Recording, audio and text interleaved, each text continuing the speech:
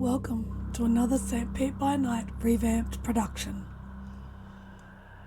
The following is rated for mature audiences and may contain graphic themes that will be distressing to some viewers. As always, we recommend you ensure the safety and well-being of yourself and those around you at all times. Viewer discretion is advised.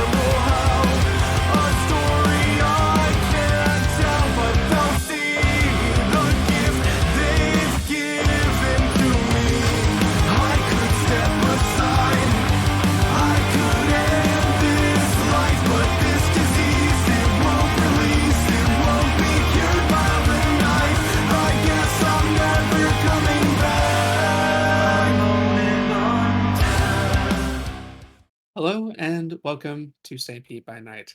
Tonight we're playing Bloody Strings, one of many of the chronicles here at St. Pete, and I am Devlin Kane, Rebel Storyteller. These are my lovely players. Please introduce yourselves. Hi, I'm Kendall the Elemental on TikTok, and I'll be playing Maggie the Hakata.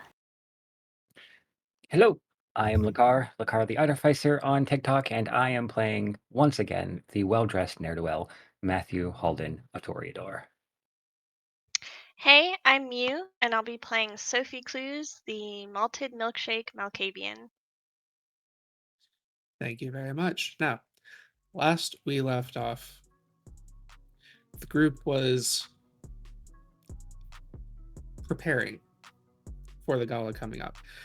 Possible confrontation with Louie, an old acquaintance that seems to be haunting Mr. Halden.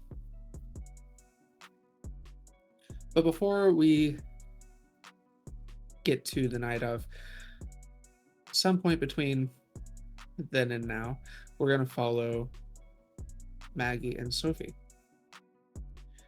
What is it the two of you are doing this evening?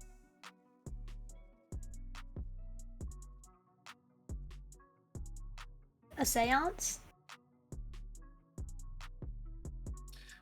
Where's the seance happening? Well, probably at one of the graveyards that is in St. Pete that they would have access to. Because that is where Maggie would know the veil would be thinnest in order to speak to anyone that may be there. Very good. Then we will set the scene at you guys at a nearby cemetery. Not too far away from where the ascent is. You find this evening that the place is rather empty. You can hear distant sounds of some of the creatures that prowl in the night around this time, but mostly just the cool, fresh air of the evening as you arrive.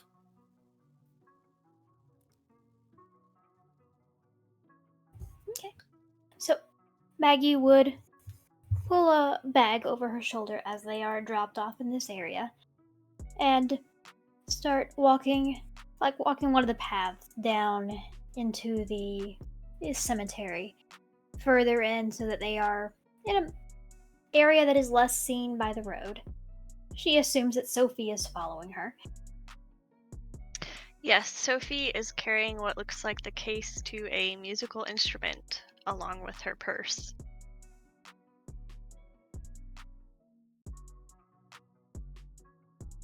Yeah, Maggie has a couple of things on her. There is and she is carrying a cane. Occasionally, she will use on it, press it against the ground, watch the earth give, and then pull it back up, kind of messing with it as she keeps walking. Obviously, she doesn't need it, but she will walk and walk, and then once they get to a spot, she'll kind of look around, like assessing the area, see if they're far enough away to make sure that there aren't any people there. And she will start pulling out what looks like a picnic blanket out of her bag, start spreading it out.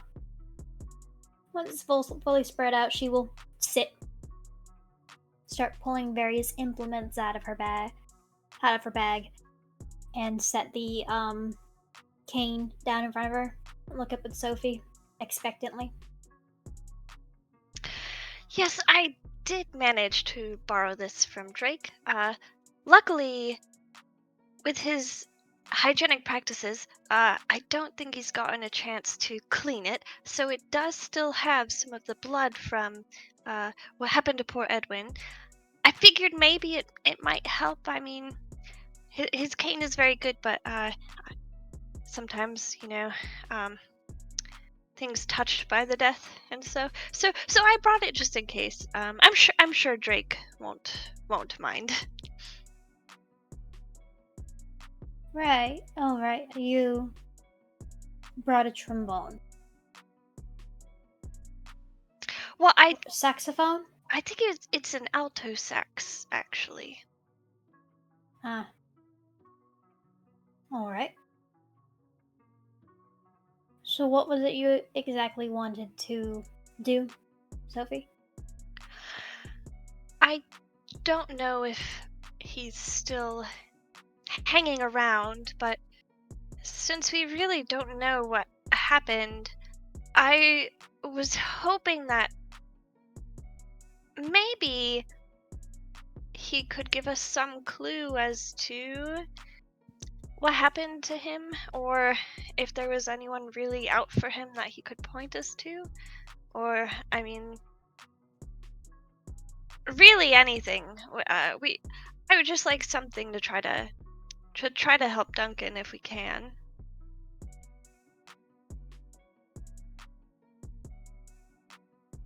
All right.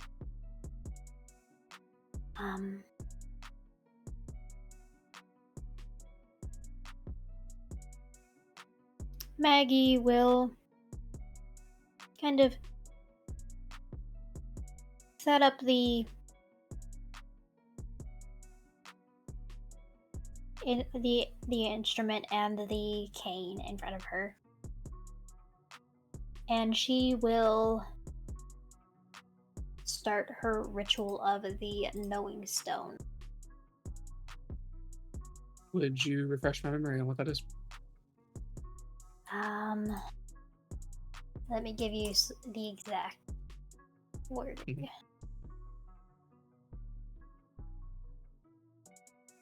It identifies locations and existences of specific ghosts. It requires one rouse check to resolve plus ability, and it's from the Fall of London. You must know the ghost's name. Go ahead. Okay.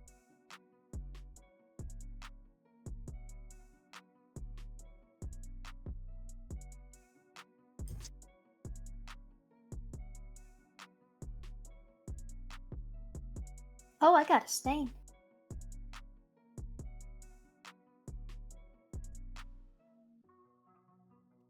I'll have to remember to go over that at the end of the session.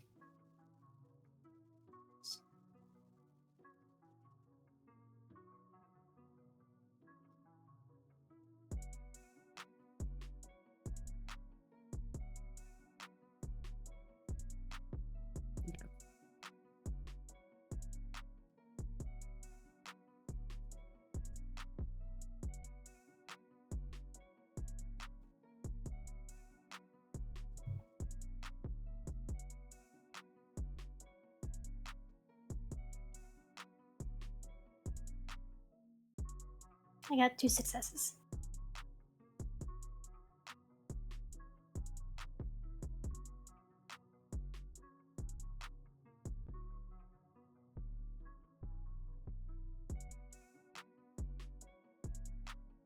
Okay, just one.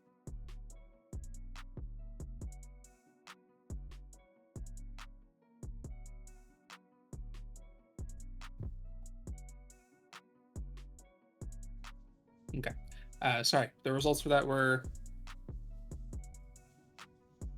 I have the specifics.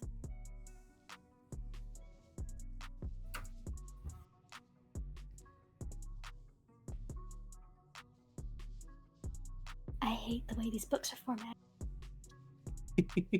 This was on Okay. a sample character sheet in that book. Fun. All right, yeah. So 2, that covers the... Yeah. So as you are performing the ritual, everything goes off smoothly. When something should be happening, you do not get an answer. If Edwin is a... I think if Edwin does exist in some spectral capacity, it is not as a ghost.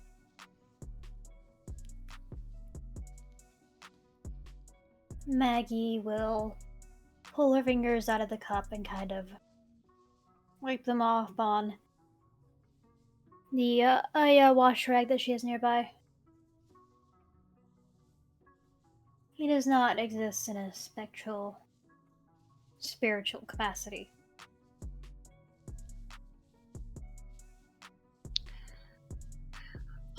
Well, that's really disappointing. That would have helped quite a bit. I imagine it would have, but our kind don't usually leave behind those sorts of imprints unless it's very specific circumstances. I suppose I just thought it was a bit more common with all of those things being attached to people in the Coterie. Oh, it's more like people that have died around us rather than what we are dying around us. Maggie will remove the stone from the cup, wipe it off, and drain it.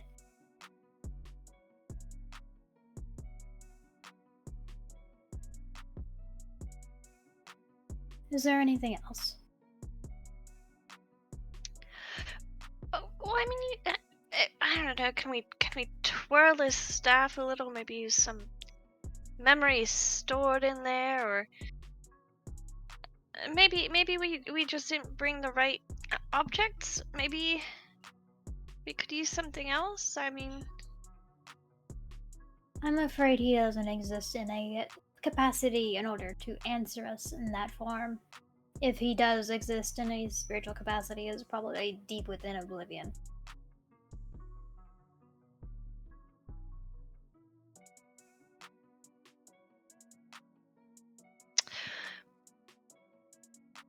do you think that Shade Storm might come back in the future? I mean, perhaps Yes. he was taken up into it like a tornado. Sophie, he will not give you the answers you're looking for.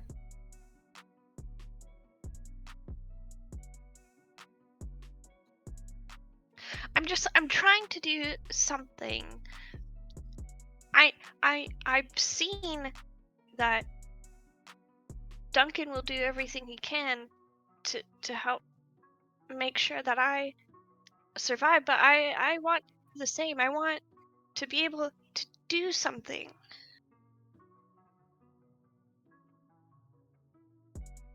Then we will do something. But we haven't got any clue about what could have happened, or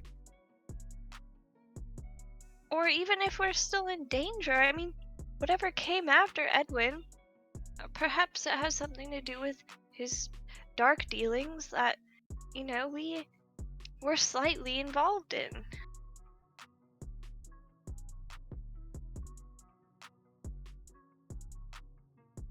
You mean his past? Yes, I mean, whatever he was doing that wasn't exactly Camarilla. But, I mean, what happened with Gray, what if it was similar? I mean, what if it's going to happen to us one at a time? Maybe, hopefully not, but I'm sure it would be quite a shock if I was just flayed before you. But it might happen. We don't know. It would be quite a shock. And it would be very strange. I do apologize if that happens. I would never want to Are you apologizing ahead of time for your inconvenient death? well, it's just I would not want to have that effect on anyone. Especially you. I consider you a dear friend now, and I would never want to do that in front of you, where it might stick within your memories, and then 30 years from now you're enjoying a nice cup of blood and relaxing, and you think back to this time that your friend got flayed. I will be frank. I could only wish for a friend to die in such an interesting way. Oh, well, why would you wish that upon your Because friend? why would you want to die in a conventional, boring way? Leave an impression. It's not always good, though. I mean, I've seen that, and it sticks with you. I mean, before I was what I am now, my poor friend Marie, I can still hear the screams that she let out to this day, even though it's been so long. I suppose we may have different views on it. Before I was what I am now, I was getting my degree in forensics. I have seen incredibly gory and stomach-churning scenes. I suppose I've grown a callus to it, but it didn't make it any less fascinating. Yes, It just meant that I wanted these people to be remembered, because the people that did these things to them tried to make sure they couldn't be.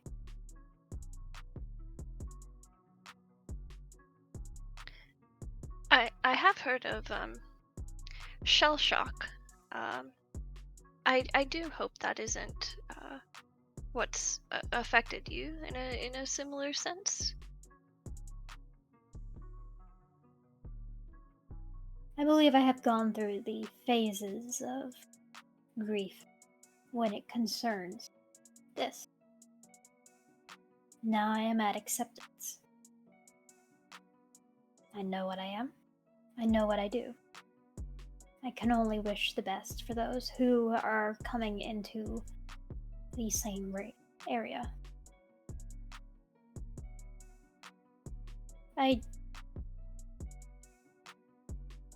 Shell shock would be an acceptable way of describing some of the initial coming into this. But it's a different experience from what I understand. Also, from what I'm able to gauge, it's a cultural thing. Death, grieving, it's all very nuanced. Sometimes it's private. You seem like a private person. Oh, I don't know about that, really. We used to hang, well, not me specifically, but houses used to hang gold stars to help deal with death. So in that way, it was really public. But I unfortunately I do hope if I perish that it's in quite a boring way with you nearby there to ferry me on.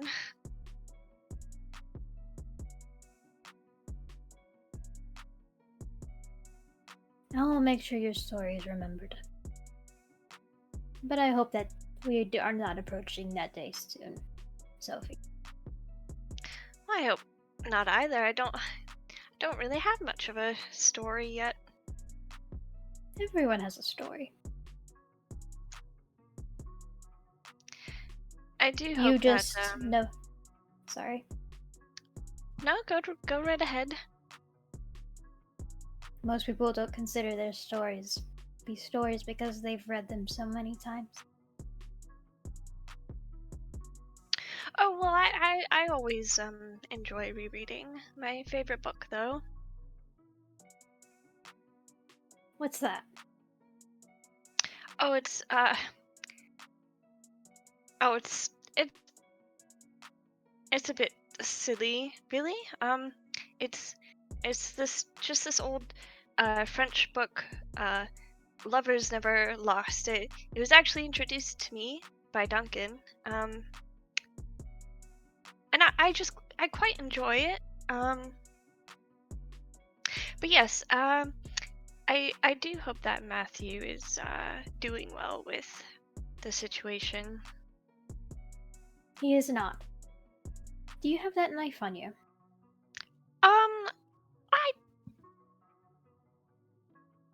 yes, you don't think he would attempt to hurt himself? Should we keep him away from weapons? Is that? Oh no, I just diverged topic completely. I was recalling that it's a fetter, and I was curious as to what's attached to it. Oh, would you like to take a look at it? If you don't mind. Yes. Sophie will raise her skirts to the knife garter piece that she had before and takes the knife that Duncan gave her and hands it to Maggie. Maggie will take the knife, kind of balance it between her hands as she activates Oblivion Sight and looks around to see if there's anything attached to it. There is something attached to the knife.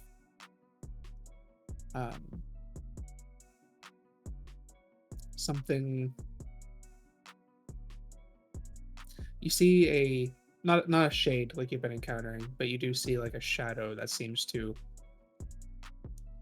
expand from your own as you activate the ability, and it does seem to be linked to its shadow. Seems to be like connected, like Peter Pan style, to this dagger.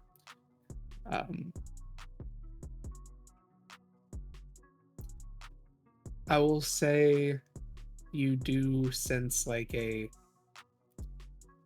nothing physically to you or anything to that effect, but you do feel something off about this. The thing clinging to this dagger, like a lingering rage almost. Passion.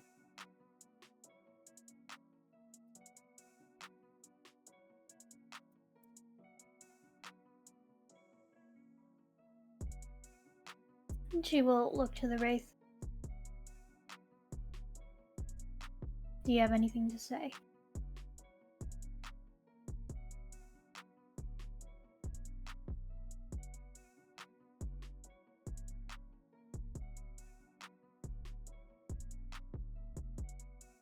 He deserved it. Which one?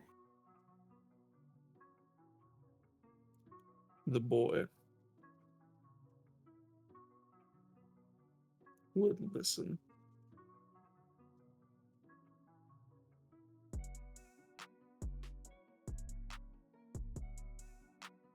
I see.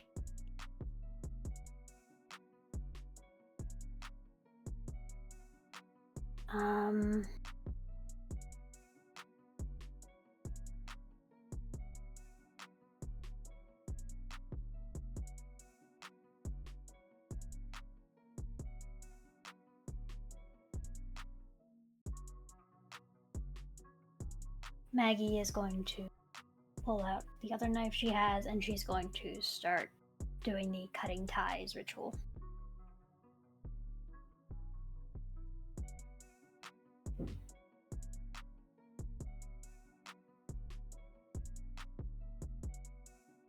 Go ahead.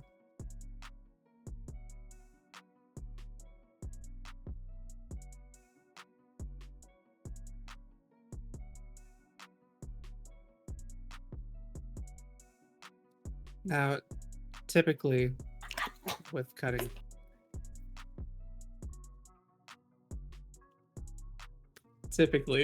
with cutting ties, it's usually, this was designed for people being anchored to something, something anchoring to a person, which is not normal. That's why it typically required the stabbing of a person with how the ceremony is executed. You are currently trying to sever from an object. According to what the ritual says, it requires stabbing the fetter. Right. So as I was saying, you are going to attempt to stab the knife. I'm stabbing a knife with a knife. Right. Okay. Go ahead and finish the ceremony roll.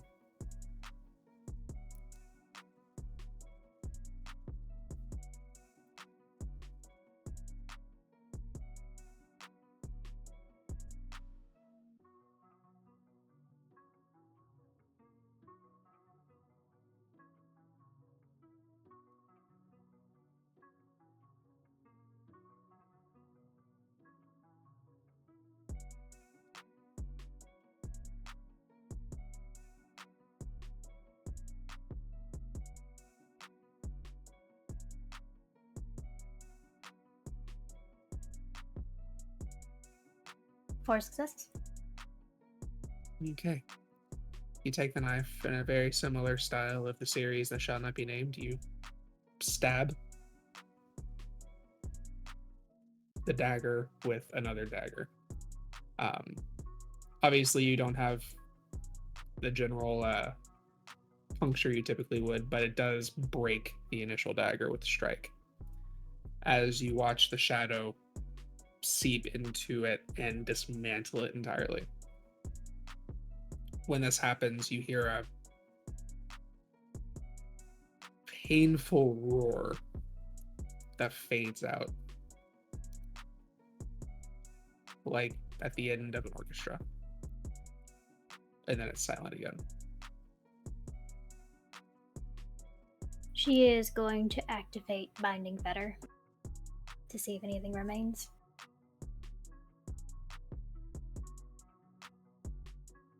The victim of the dagger has been freed. Okay. She's going to put the pieces of the dagger in her bag. I think that is enough. Well, that was He said the boy deserved it. that was supposed to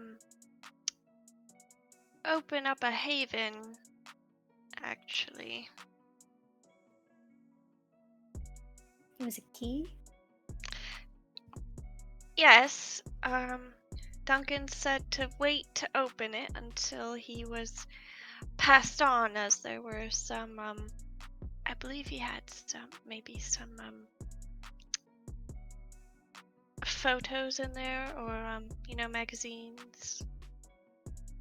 He didn't, it would be awkward if he spoke to me, after I'd seen it. I mean, not that there's anything wrong with that, but it was his desire. So I was waiting. If things didn't work out, that I would go by there and check after.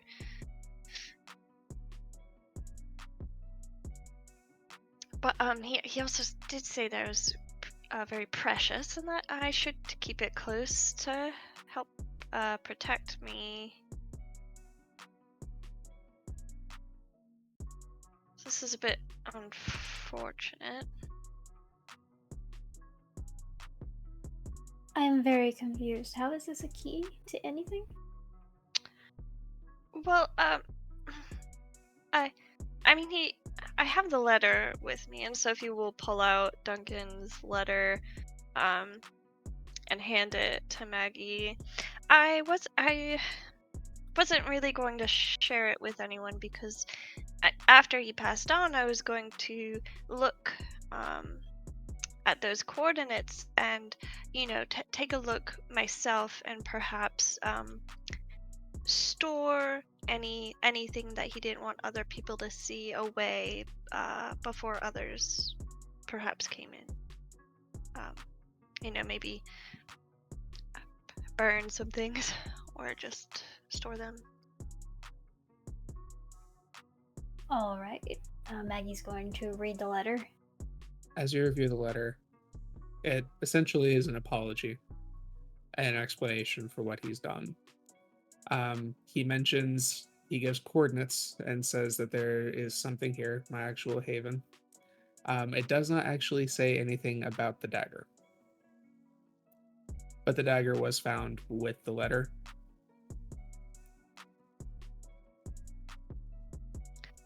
I assumed the dagger was a key, like,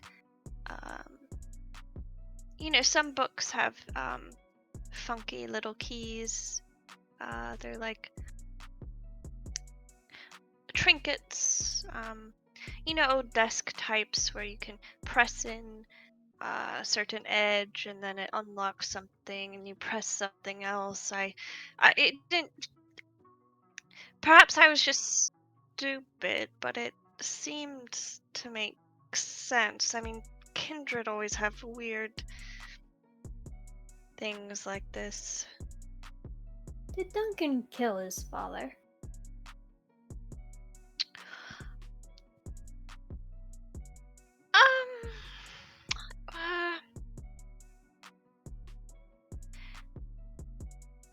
Maggie, if I'm honest with you, Duncan's already in a lot of trouble.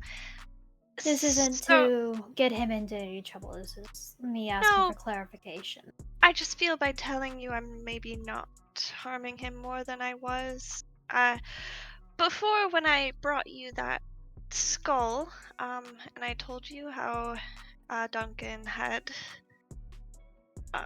staked someone to help Edwin to have them pose as Edwin when we were going to bring Edwin's body in front of the people that wanted him, and he was going to be in torpor.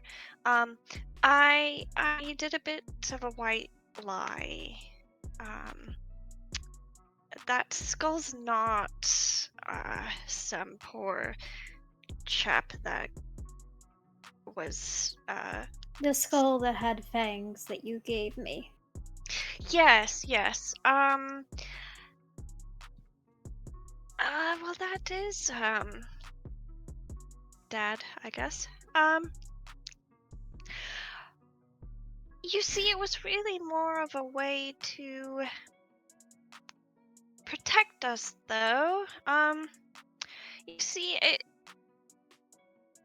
we had been in that, I suppose, my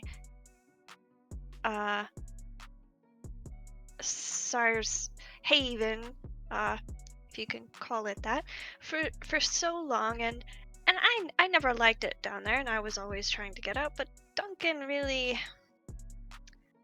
well, they were very fond of each other, and Duncan at first didn't care for leaving. You see, my sire, I guess, had some sort of vision or something of these large attacks, and so he was very interested in nuclear technology and having that haven with scrubbers, with the rabbits, so that you could live there for a long time and never run out of blood or anything. And, well, Duncan, I guess, had always assumed that it had happened, whatever bad thing Kristoff had seen. But then, I convinced Duncan to go check in Kristoff's private chambers to see, I was suspicious that Kristoff wasn't ever telling us the full truth. And Duncan found some Morse codes that I couldn't really read because I don't know Morse code. But Duncan also found things like new music and like written, and things that didn't quite make sense in our situation. And we assumed that Kristoff was in contact with someone on the surface, and it really made us quite angry. And it was a little difficult to plan an escape when your sire can hear most of everything that you say. So, one day, night, as one does, I decided I wasn't going to take it anymore. So I planned to overload the reactor and kill everyone. But it didn't happen. Kristoff was very upset, and he was going to open my cage and presumably, maybe, end my final life. But Duncan helped by staking him. And it really could have stopped there. It could have.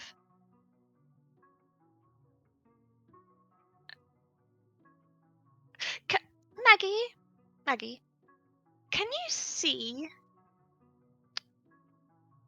when a kindred has consumed another? Can you specifically, do you have that ability? Not that I'm aware of. Should I be concerned about this in regards to you, Sophie?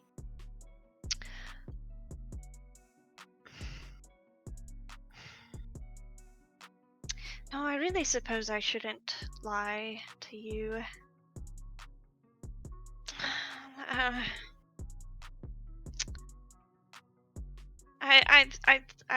I've thought about it. I thought about lying just now and to tell you that I killed Kristoff. I kind of wanted to in the moment, but he really seemed pathetic there, just laying there with a stake in his heart. But Duncan was quite upset, and he said that that Kristoff would never stop if we got out, if we left. So Duncan made sure that Kristoff couldn't follow us. And I think that might be why he confessed to the whole Edwin thing, because if someone were to look at him, they might see what he did.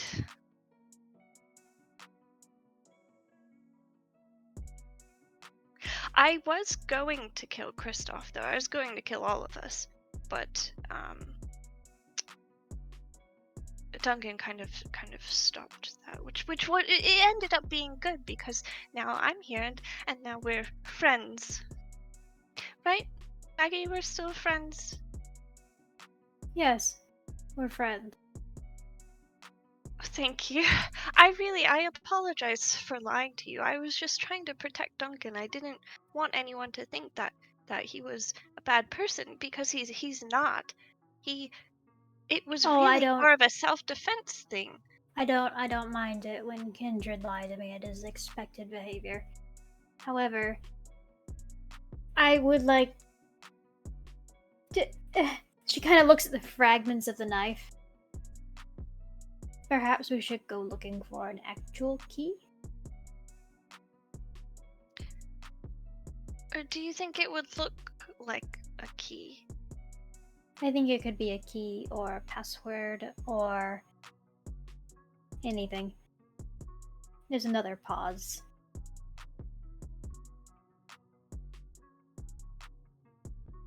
Sophie, are you sure Duncan is Duncan? Well, I mean, of course. He's Duncan. Unless That Are action there- you described can Well- have consequences. are you saying that there could be some sort of doppelganger that is mimicking Duncan, and the real Duncan is also imprisoned somewhere? No.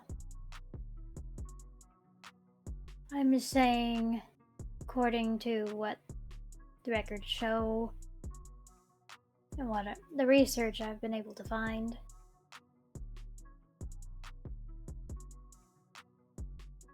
when you consume someone like that,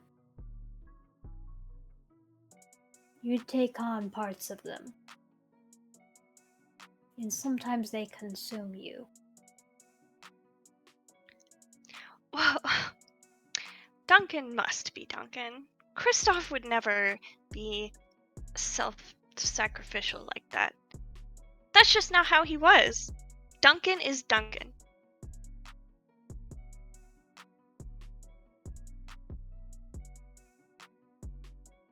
He has to be Duncan. Okay. However, he has likely been scried since being taken in custody.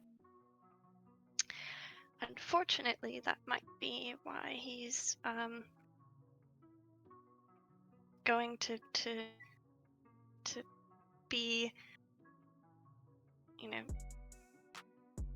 unfortunately made to atone for Edwin's death, even though it's not what happened.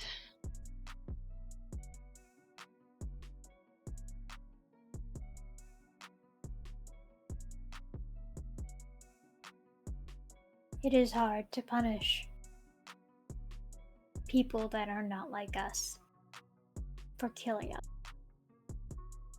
There always needs to be someone to blame.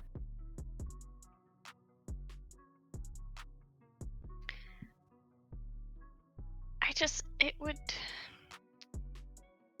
almost feel better in a way if he was going to go down for what he actually did. This just feels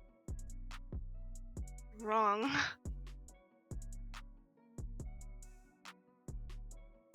No one even missed Kristoff anyway. It's not like anyone came barging in to tell us all that nothing had happened. He was perfectly content to rot down there. Have you mourned him? Kristoff, what is there to mourn? He was He- your he- sire. He was a bag of cat feces. A bag of cat feces you feel very strongly about. Well, yes, he was awful and horrible. And I'm glad he's gone. Maggie will reach into her bag and hand Sophie a handkerchief.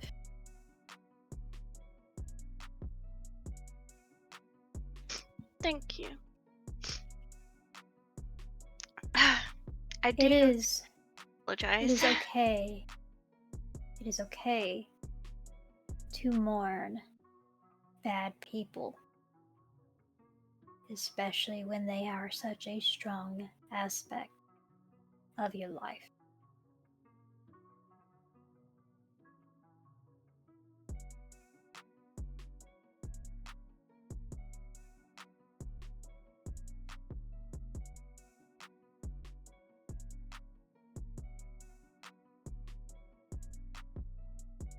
Grief is complicated. I suppose we should return to Matthew and see how he's doing. I also need to return this alto saxophone before Drake notices it's gone. He has a very low attention span. I highly doubt he's even noticed it's gone. He hasn't even cleaned it yet. To delicately help put things back in the cases and tucked away and start folding up the picnic blanket. Did you happen to dispose of that nasty little skull? I still have it. Well, at your earliest convenience, I'll be pleased when it's gone forever. Would you like it cremated or buried? Which is most likely for a spirit to come back and haunt you.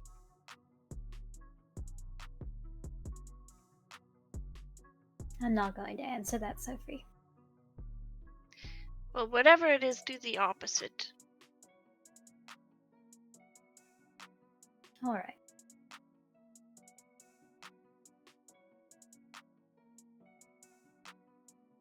You gather your things,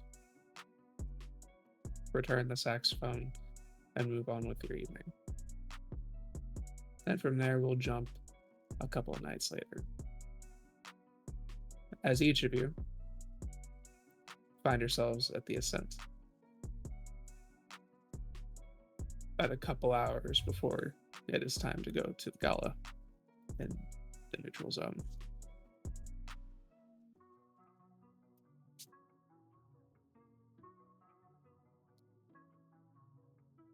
Maggie will sweep in that full green gown that she has now and basically a robe on top of it. Her hair is done up and there's the neat coils down her back and over her shoulder. Makeup's done. And there is a purse that is slung over her shoulder. It's large enough to carry various items for various activities. And her heels will click against the floor. She looks around. Matthew. Matt is going to come out of one of the rooms in black suit, black on black, a somewhat sheen tie, and he'll be buttoning his sleeves. Maggie, you look fantastic. Thank you. Sophie will swing in from one of the back rooms in her floor-length blue chiffon gown with the gray clutch, and walk over to Maggie and Matthew. Maggie, your hair looks absolutely stunning. And Matthew, you look mostly the same as always, but that is, it's a good look. You really are always just so well put together. Well, as this rotund Frenchman once said, if it's not Baroque, don't fix it.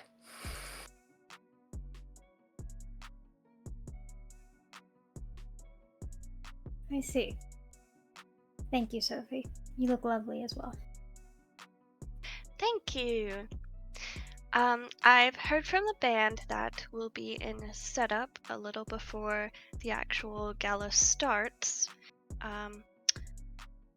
Would the two of you like to come for some preparation, or will you be fashionably late? I think I may come in during the preparation. Matthew, will you be coming alongside, or will you be fashionably late? Oh, I have to go pick up my date. She will be devastated if I get there before her. I see. So the two of you will be making an entrance. Understood. Yes. I am So, quite excited to see her. I've heard a bit.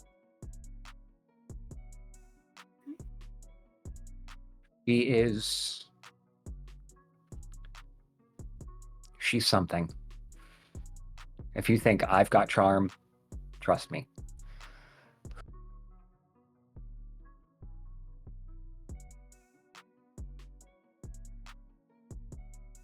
All right.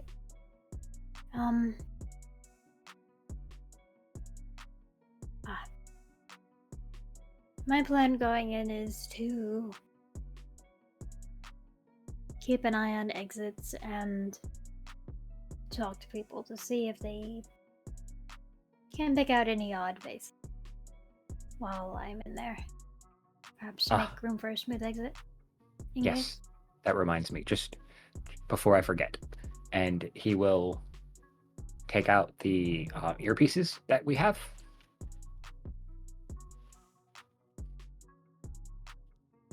Just in case. I think you will take one. Tuck it in. Sophie will take one. During my set, I might have to pop this out, just be aware, but from the stage, I might have a good view of some of the faces, so I'll let you know if there's anyone particularly suspicious.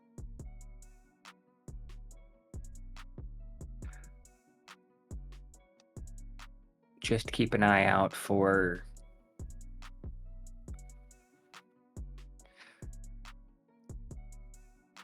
I have a feeling he's going to come to me.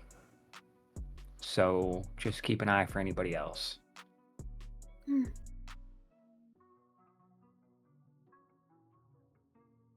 He's been banding together with hunters. Is there anything in particular that we should worry about on that front?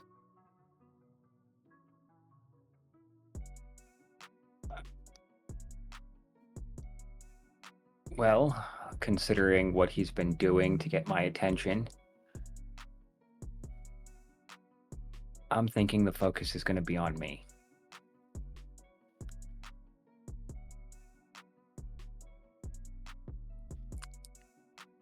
It's too bad we don't have someone with a rifle on a roof. That would have been very helpful. Yeah, this time around. Where's Drake?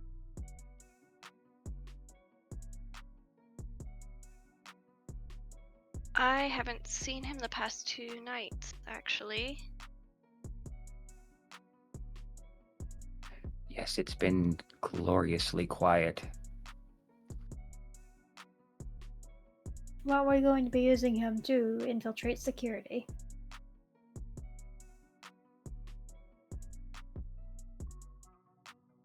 This does worry me a bit. I know he was involved somewhat with some of the people that Gray was. I hope something hasn't happened to him.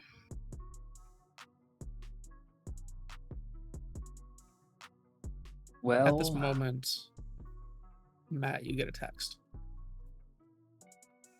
Matt will take his phone out of his pocket and check it. It's from Drake. Had something come up. I'll be arriving late.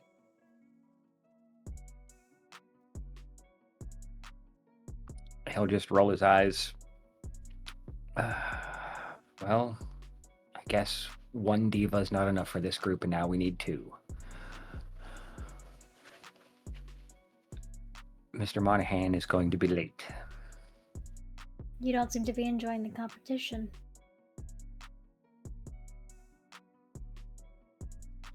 I have one narcissistic pretty boy to deal with.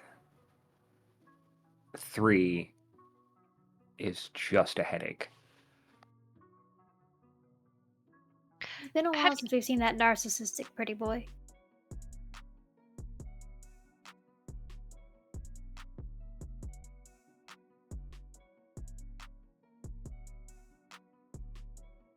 Yes, no straightness tie. I'm the only one we need.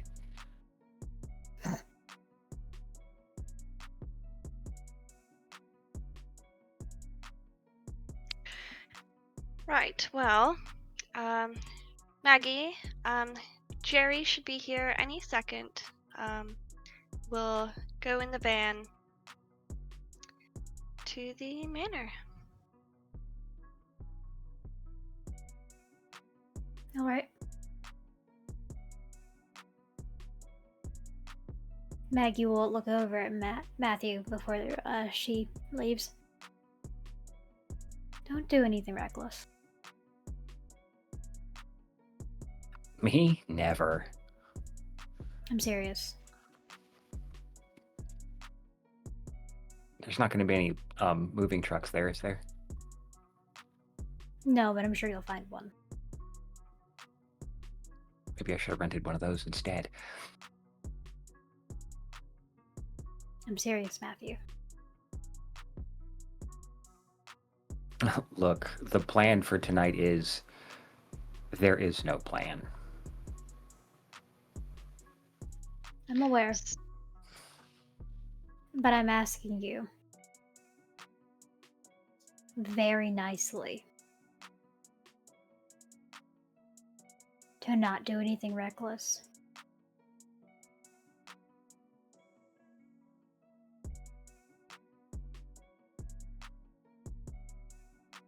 I promise that I will, to the best of my abilities, do nothing life-threatening to myself or others if it can be helped.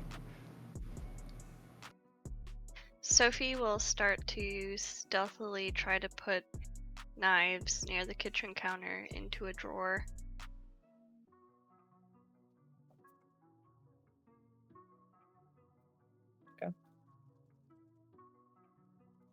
Maggie Give me will that just give yourself. Matthew a look and then head off with Sophie.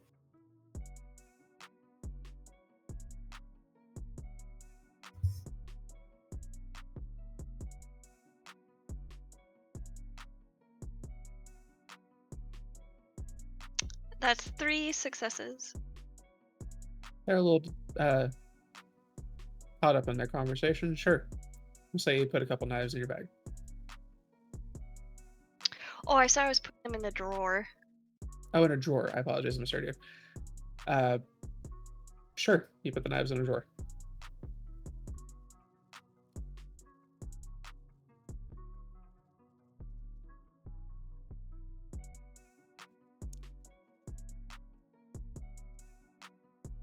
All right.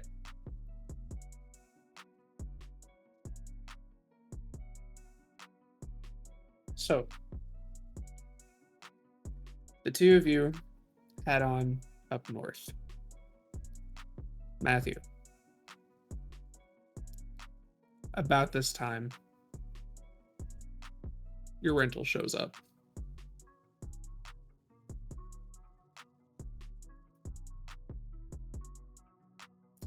You go outside, and your limousine takes you not too far away to Miss Alvarez's establishment.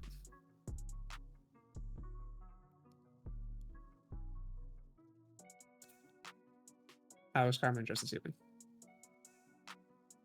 Carmen is going to be in a floor length number, basically like kind of like a tulip skirt, like where the front of the legs are exposed, but the just trails in the back. It's a black dress with a rose lace overlay that cuts off as like bell sleeves at the elbow, and very Chapel Roan-ish like makeup tonight with like the watercolors at the VMAs sort of thing, but her hair is just down as always, and she's got to reflect her mood, she's got her black thorn necklace on, so she's also not appearing very pleased at the moment. But she would be waiting in front of the establishment for the limo to pull up and is already on her phone, just mindlessly texting as she waits.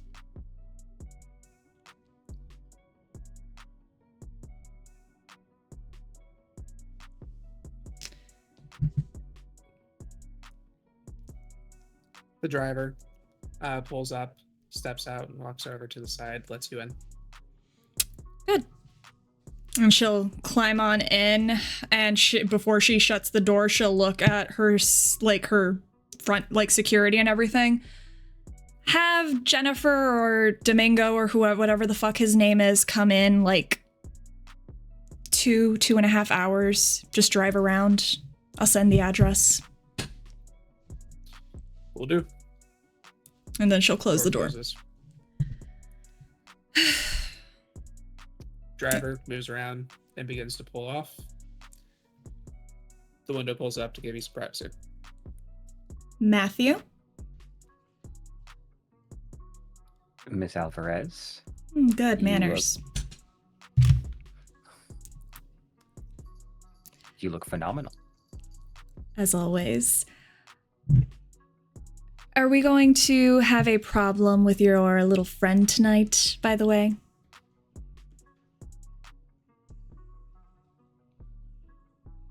I would say no, but given his penchant for dogging me at every step.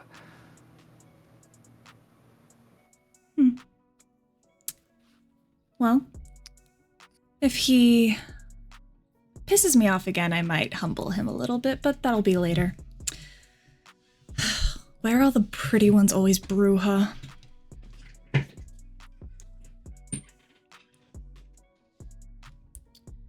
So is this mark of is this Kine going to be there for sure? Honestly, who knows? This could very well be a trap just for me, but it'll be just for me. So, with any luck, no one else has to worry about any other problems. And I will guarantee that. Are you confident in finishing the job? Oh, it ends tonight, one way or another. Is this the confidence you brought in at Elysium that one night? Very much so. So you did do it? I didn't think you would have the balls to actually kill the Keeper in Elysium, but bravo. Oh, no. That wasn't you then? No. We still can't figure out what that was. Are you going to get in trouble for it? No. We've been free and cleared. How? And he just gives this kind of mocking smile, almost very cheesy grin. The person who did it confessed. That's dumb. God, Well, there are such idiots being made into kindred these days. They don't even know how to do this right. Boring. What was it? What I heard that your Malkavian friend, was it her? someone connected. Ugh.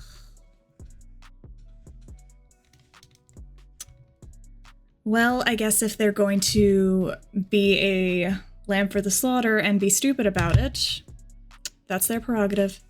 Let's just go kill this fucker who ruined that mural. Oh yes, that is the main reason I want to speak to him. And I've got a lot of stuff I gotta do tonight, so let's not dally. I mean, you can drag it out, but just like, I've got places to be tonight too. Oh, absolutely. I would never want to keep you. And she'll just go back to her phone. Your driver takes you north. First to arrive. Maggie and Sophie, did you go together or separately? I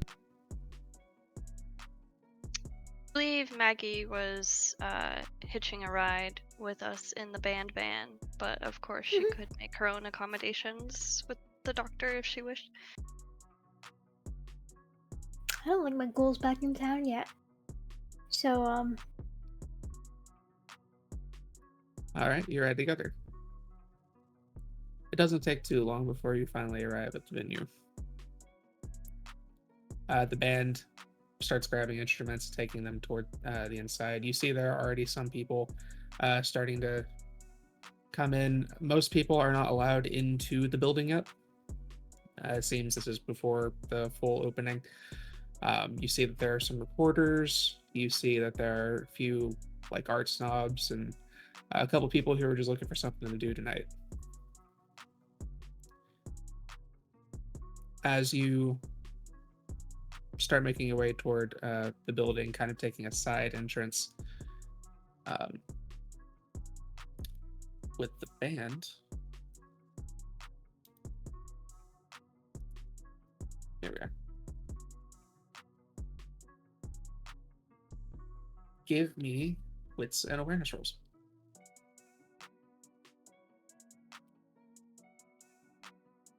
I am activating heightened senses. 4 successes off the dome. Okay.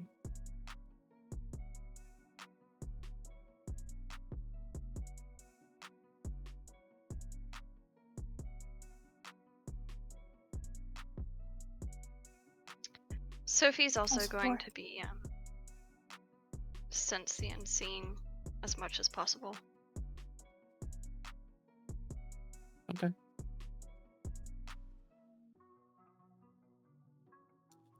As you guys are going about,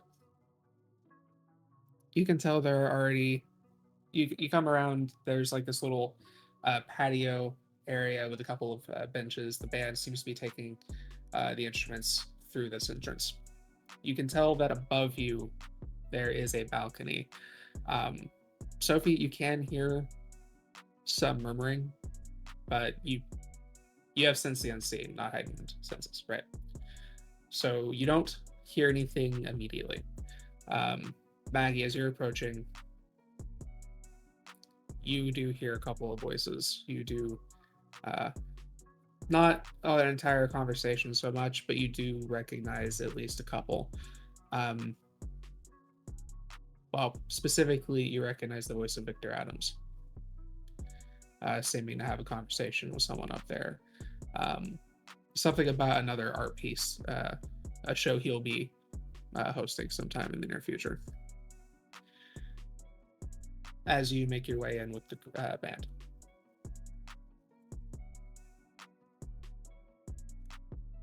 They bring them into this kind of lounge dining area where the band is kind of setting themselves up in the corner.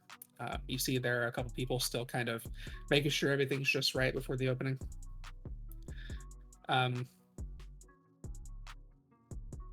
You see 2 individuals, one wearing a very dark, fine-looking suit with a red tie, their hair black and kind of slicked, very broad, very tall, very kind of carved features, talking to another individual who looks like they're probably in their late 50s, early 60s. Balding a little on top. Decent shape for their age, but wearing kind of like a brown suit and tie. Very simple. The 2 of them kind of have their backs to you for the most part, talking to each other. Details that you can kind of tell with the heightened senses, they seem to be discussing cost mostly, things about making sure there's not going to be too much issue with law enforcement, things on that, details regarding the event. But nothing super exciting. And both of you notice kind of coming down the steps and then turning another way out of line of sight. You saw Mr. Hodges. step out of you. What do you do now that you're here?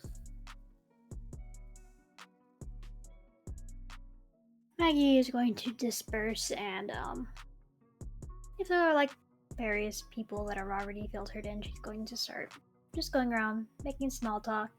Probably keep like Victor and in her periphery.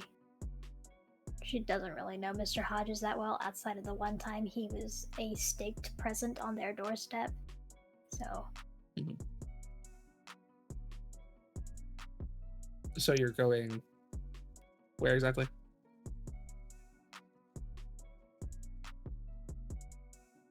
she's gonna be mingling Okay. near Victor so she can keep an eye on him. So you're heading upstairs. Yes. Okay. And what does Sophie do?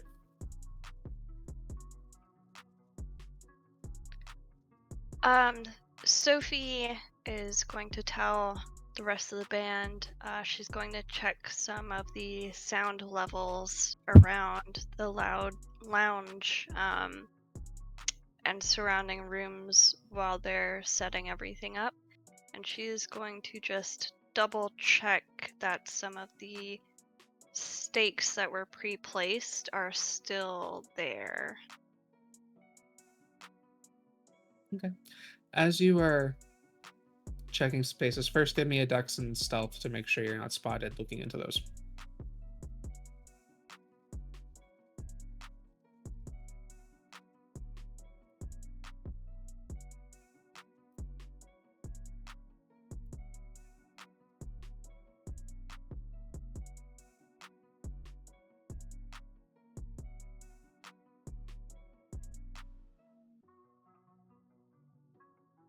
Five successes with a critical success. Okay. I found another one. No, I'm kidding. It somehow became 3. All right. Yeah. Stakes are still in place. They don't seem to have been tampered with. You notice, though, as you're kind of making sure everything's set and in place, there is some music that is being played. Very soft kind of background music. Some places do that when the live music isn't currently being played, but it's kind of a cabaret.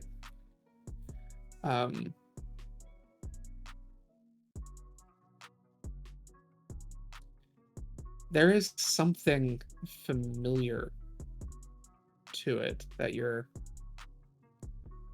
can't quite place. The voice is very soft. The music is just quiet enough that you can't make out too much, but the style is very familiar, almost a welcoming sensation within you seems to come from it. Sorry, what was the source of that? Like a audio setup, the same setup that you'll be using when you're doing sound and stuff like that. Just like some background noise when you guys aren't playing to fill the venue.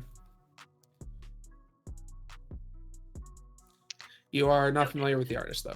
Yeah.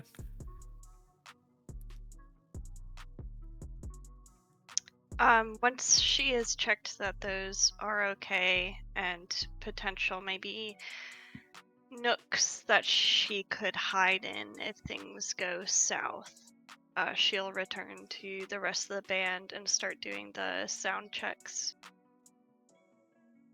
Okay. As you guys are, well, Maggie, you head upstairs.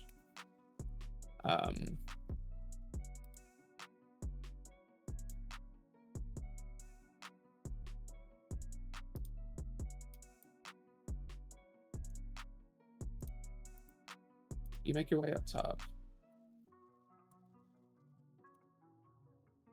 You head past the hall corridor that you guys found the bedrooms in, head outside, and you stand on this balcony that seems to wrap around the building, or at least 2 sides of it.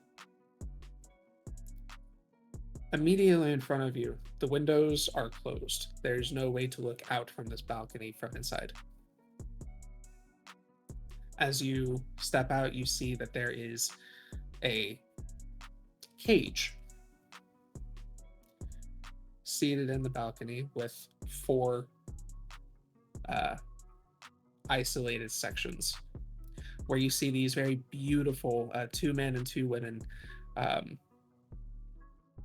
pretty much stripped to their underwear, very beautiful looking, almost lingerie.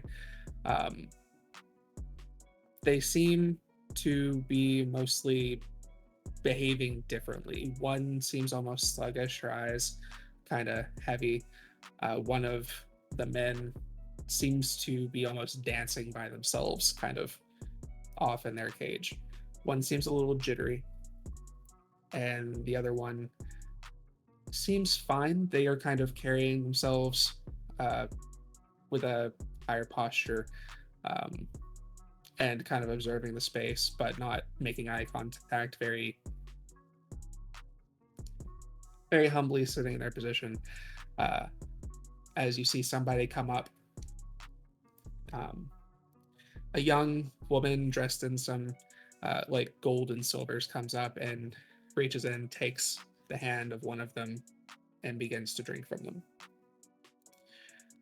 And they pull back, and you watch them as their eyes kind of flutter for a moment, and they smile, and they go on about their way. You see there are a couple of people up here, not many, but off to the side you see a man in red, a very fine red suit, standing across from Victor, who is wearing it is a suit, but he is not wearing a shirt underneath the jacket. And the suit has some like golden I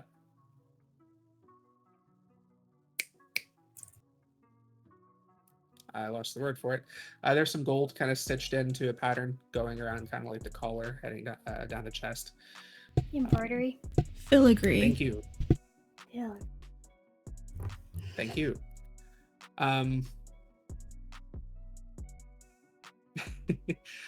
As he does not turn toward you, doesn't seem to have noticed you yet. Is there anything you wish to explore this? Any questions or anything you wish to explore in this scene?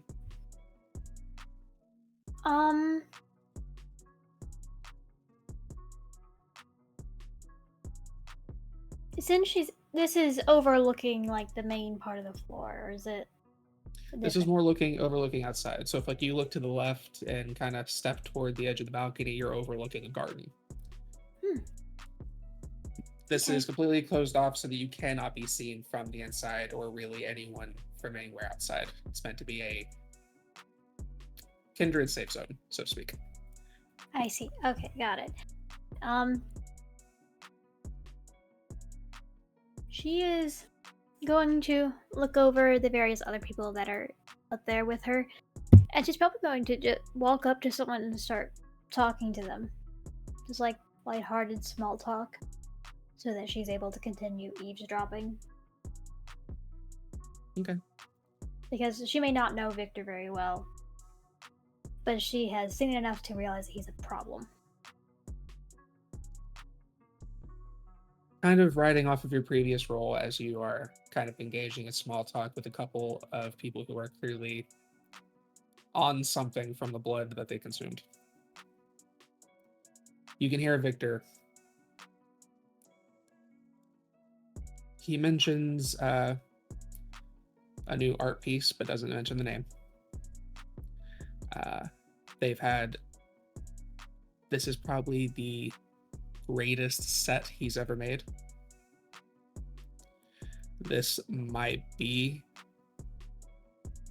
the final project for Victor's Angels. Things along that line. But he doesn't ever get into any specific details. They mostly talk financials, things along that line. As you guys are in your spaces, okay, the limo pulls up as the doors finally open and people begin to pour into the exhibit. The driver comes around, opens the door for the two of you. Matt will get out and hold out a hand for Carmen. She will put her hand in his and carefully step out, making sure her dress is perfectly smoothed out, and just take a look around.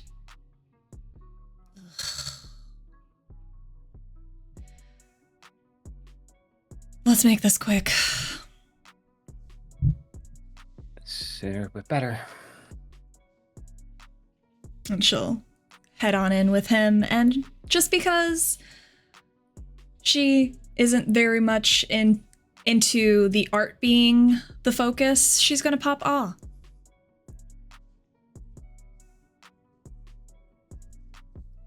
You pop off. Most of the kind that are present almost immediately turn their attention toward you. That's better.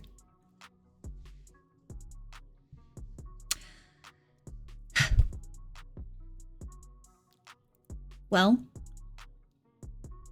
lead me in. Right. And he will escort her into the building. You step into the entryway. To the left is the pool room.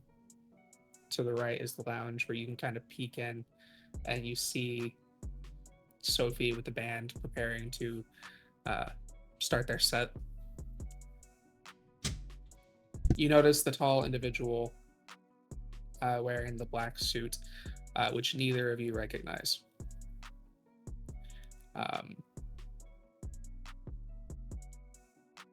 However, the man in the brown suit has already moved on. This is about what you can see from here, and you can also go upstairs where you do see has a couple of ropes kind of around it. That looks like it's recently moved, indicating that this is where the exhibit is located. Once he clocks Sophie, he will kind of just look around and whisper, "We're in." So she hears him on the headset, or in that earpiece. Who are you talking to? The rest of the group is here. Where? And he will just kind of nod towards the lounge where Sophie is. Oh, she's adorable. I remember seeing her in the video cameras. You know, right before I kicked you out. Do you want to go say Yes. hi? Might as well. Okay. Just so. And yes, I'm sorry for him. I No. would. No. You're not the one that needs to apologize. True. Carmen will head over with Matt over to Sophie. So you're Sophie. Oh, yes. Hello, you must be Carmen. I I've am. I've heard so much about you. You look really stunning. Thank you. And you look so lovely in my hand-me-downs.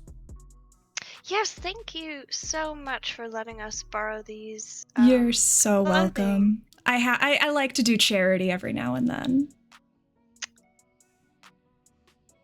All right. Well, I will have it cleaned before it's brought back. It.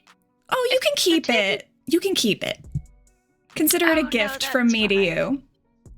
Oh, I could never. I would never take that debt on. Oh, willingly. no, trust me, no debt required. It's something I would never wear myself. I got it from a cousin. Oh, you don't have the hips for it. I see. Oh, honey. I have the hips for it. I've got too much hip, unfortunately, for it. I'm not as narrow and petite as you are, unfortunately. Oh, yes. Well, I've heard that after my time, people had much more access to other foods with more processing. But if you don't mind, I really do have to get to my set.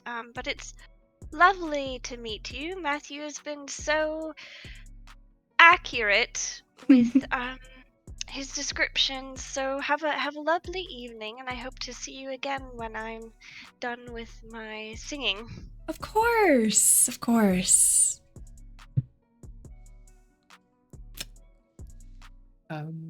Sophie.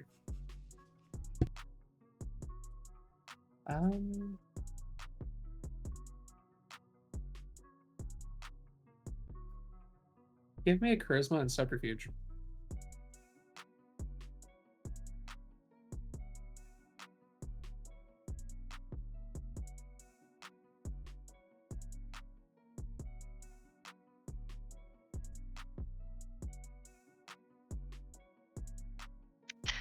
That's 2 successes, I think, with a possible bestial failure.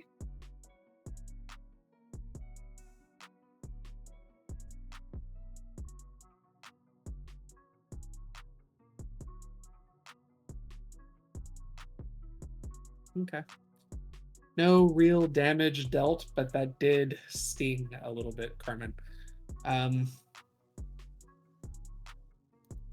As you break off to make your performance.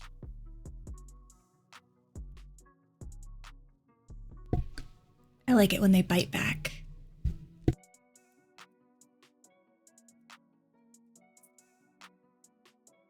Also, go ahead and give me charisma and performance, as it is with your specialty, as we start to get into the point where you can do your set.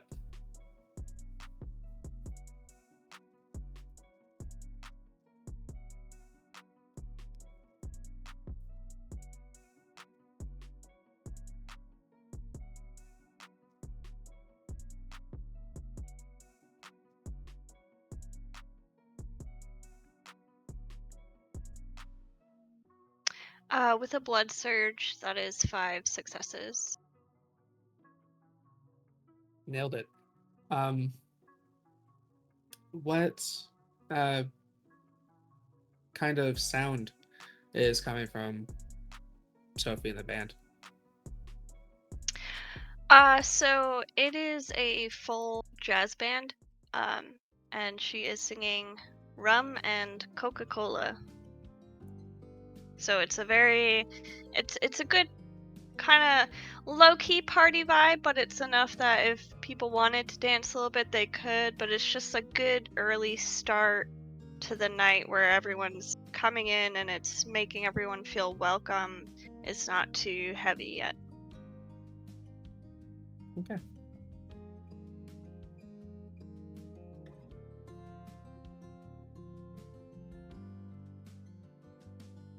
The music begins playing. It sounds great. Everybody coming in,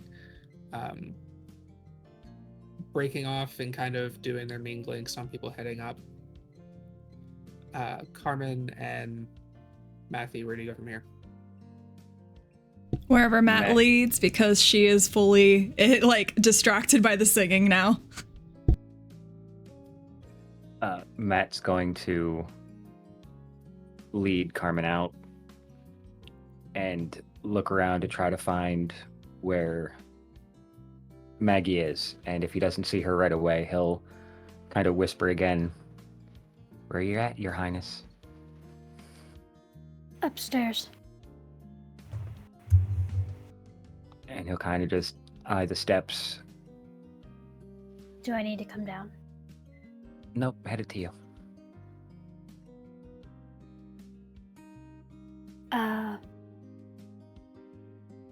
That ex we were talking about before is also here.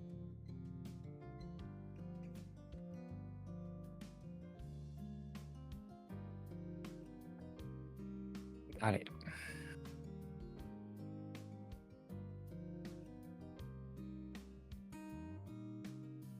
And he will lead Carmen up the steps. Are we going upstairs now? Fine. So, as you head up the stairs, let's see here.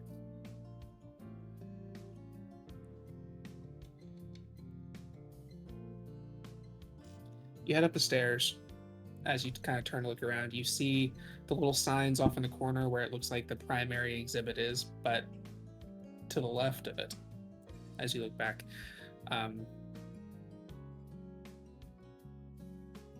you see on display one of the largest Rembrandts that you've seen, one that you still unclear as if it might be an original or just a really well done copy. It is one that you definitely stole.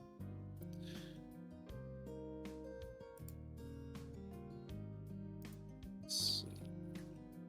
As on display before entering the exhibit is Rembrandt's Night Watch.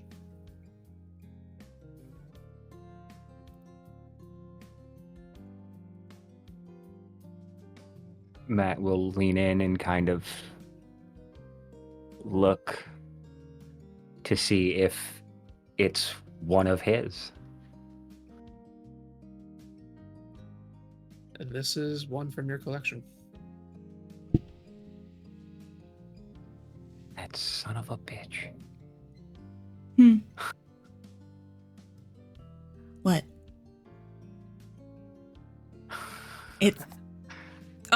Yeah, it's so oily. Yeah, it wasn't my best. You did this? Yeah, actually, I did. Isn't this like supposed to be like some famous painting or something like that? I don't know art very well.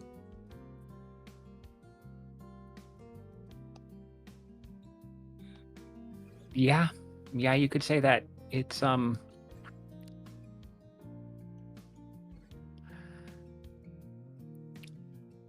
Like a Picasso?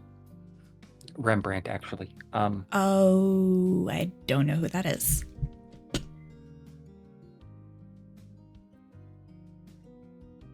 Don't worry. You're about to know even less. Okay. Why are we up here too, by the way? I have to meet up with one of the others. Gotcha. Which one?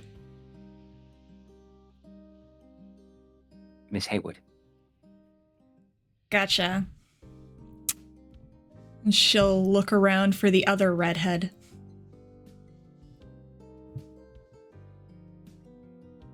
As you Maggie will. Sorry, go ahead. Yeah. Maggie will turn away from the conversation she had been in, almost glancing over at the stairs again, and realizing they had wandered over to the exhibit. She'll smile, excuse herself from the conversation, and start making her way over. Hello. Oh, It's a pleasure. nice to meet you, Miss Haywood. Ah, you must be Miss Alvarez. It's a pleasure.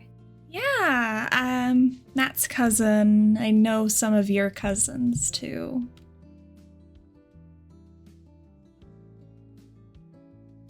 Excellent. Sure. So what are we looking at right now? And he'll look at Maggie.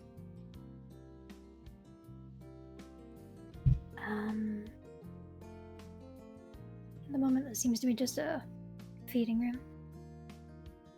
I have a sneaking suspicion about where Gray may be.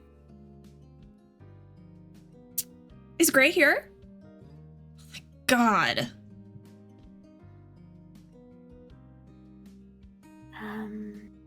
Perhaps a discussion once we leave. And he'll just kind of cock an eyebrow. Okay. So he's not here? Sorry? So he's not here? No.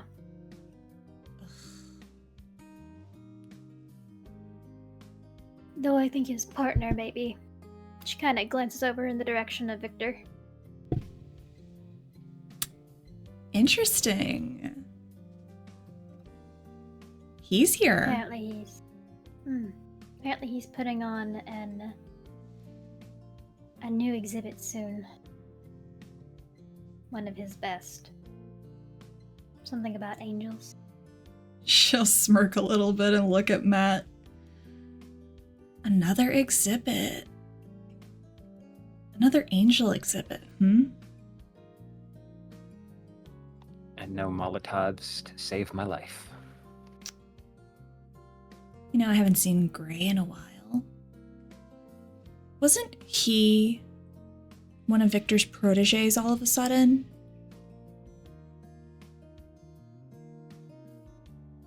Hearing some of the conversation over the earpiece, Sophie's going to begin the song Everybody Loves My Baby by the Boswell Sisters.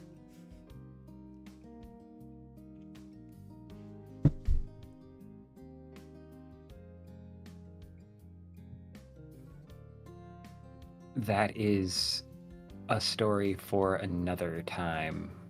Let's just get through my section of the book. She's gonna glance at Victor, and then she's gonna do she's just gonna do one of those sharp whistles to see if he reacts. Like quiet sharp whistles. She gestures in the direction of Victor, but Victor is on the balcony. Oh, okay.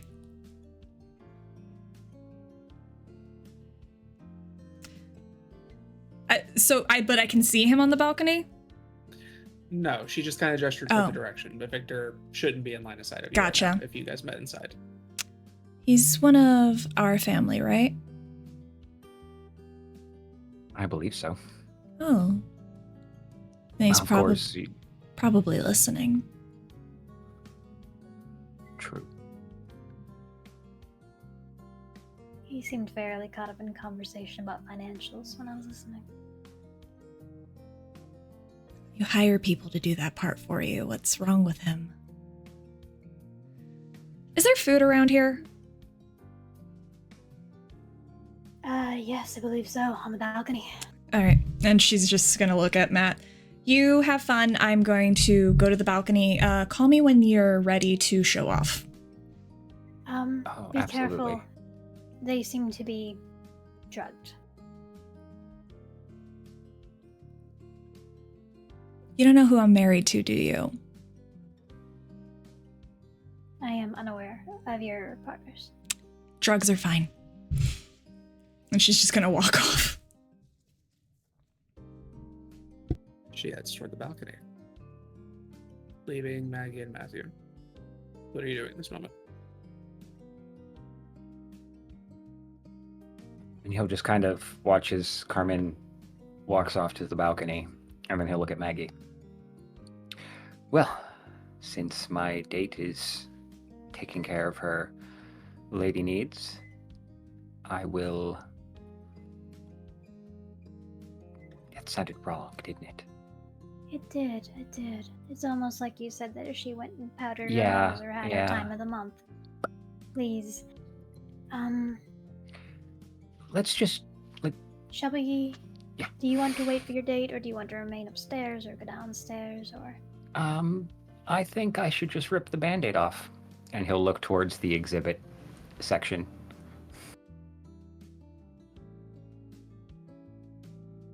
Do you want me to go with you?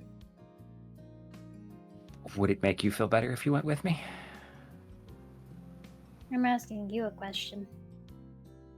You also said don't do anything reckless, and if you're there, less likely. Then I will follow you.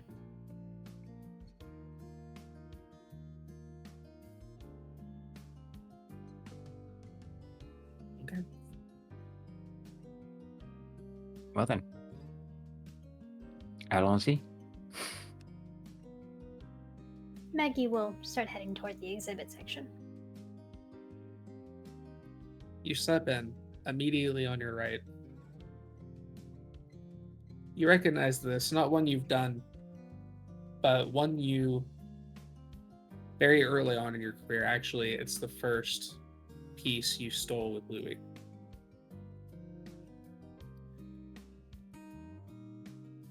One of Rembrandt's self-portraits. almost feeling it kind of peering through you as you step into the exhibit. Where did...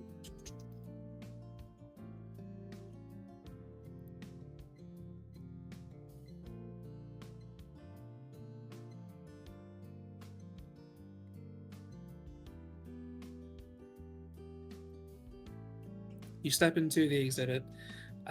Many of the paintings are illuminated by dim spotlights, kind of creating deep shadows.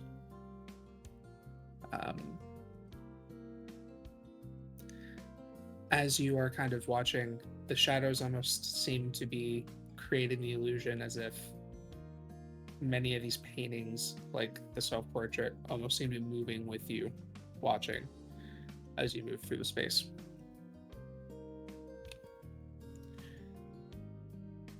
You find a couple other portraits, the anatomy lesson of Dr. Nicholas Tulp, the Night Watch, there's the self-portraits. You find a couple that are your own takes on some of these portraits. Portrait of a Nobleman, The Return of the Prodigal Son. It looks like he managed to have taken things directly from your collection, and almost all of the pieces that you're seeing, he is tied to in some fashion. Whether you did them with him, did them for him, all of the art in this exhibit is connected to Louie. Matt will kind of look around, just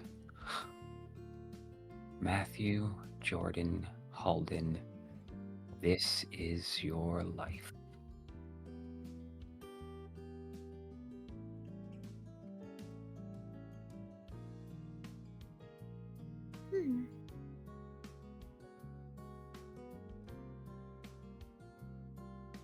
Feels very strange to be around someone when they government name themselves.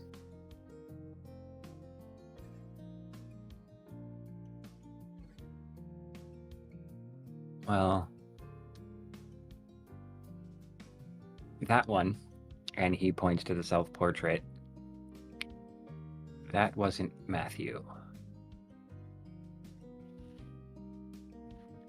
That was Jean-Luc Renard.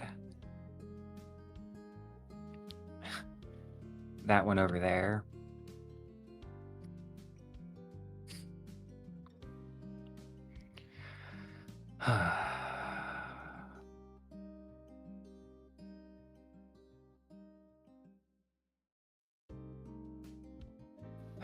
That one was Yvonne Gulkin.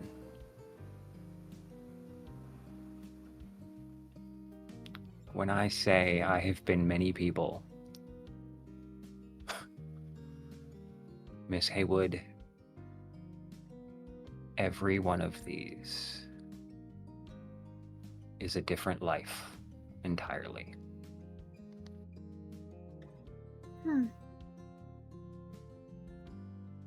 And he seems to have followed you through all of them.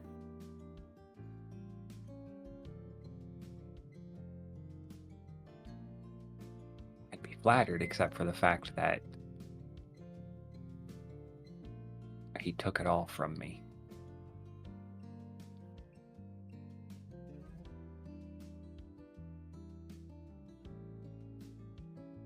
I'd be worried about your flattery if he hadn't taken it all from you.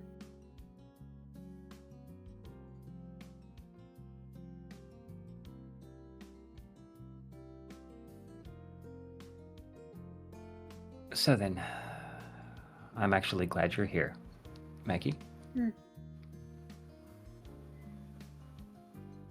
Let's go exercise a ghost.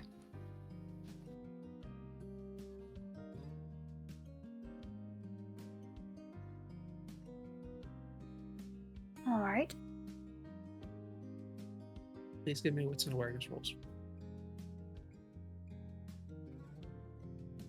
Sophie, you as well.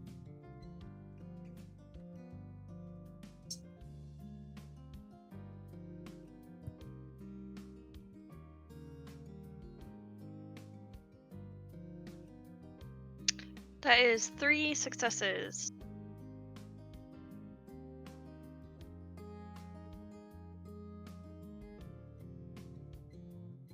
Spent a will, got 4.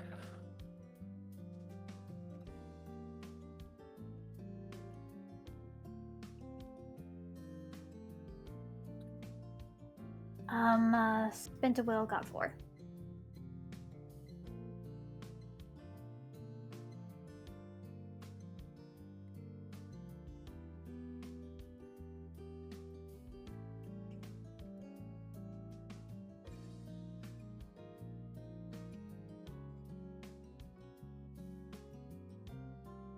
As you begin to turn to look for what you will, Matthew, you see, for the briefest moment, an older gentleman in a brown suit.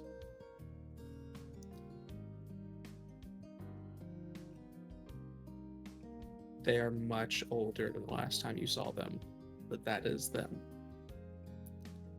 As Louie turns, he makes eye contact with you, and turns and moves out of view. Maggie, as you guys are turning, you suddenly hear a clicking sound. Very rhythmic. Somewhere nearby.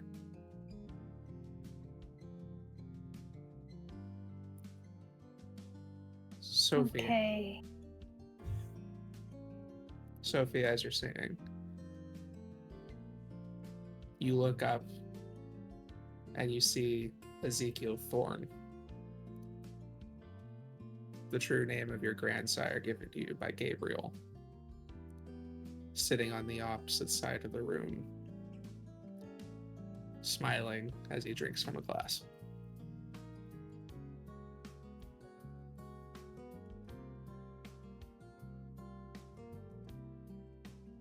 What is everybody doing? Does the clicking sound familiar?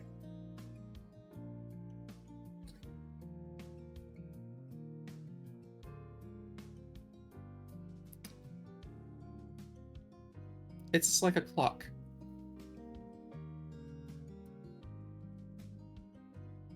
Like the hands ticking 1 second after the next.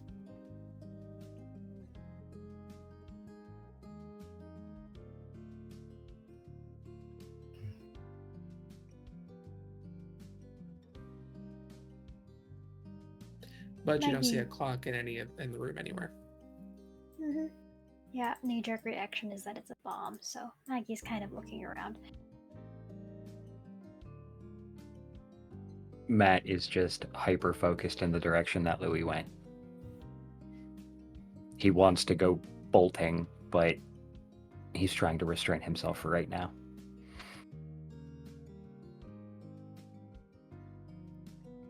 Sophie? Sophie's going to sing Don't Fence Me In.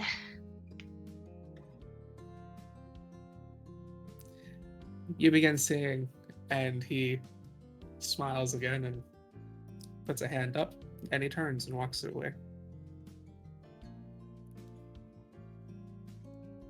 Maggie, give me an intelligence and investigation. Okey-doke. And Matthew, you go to follow. As you step out, you see him on the other side of the stairs, heading back toward the crowd and beginning to move downstairs.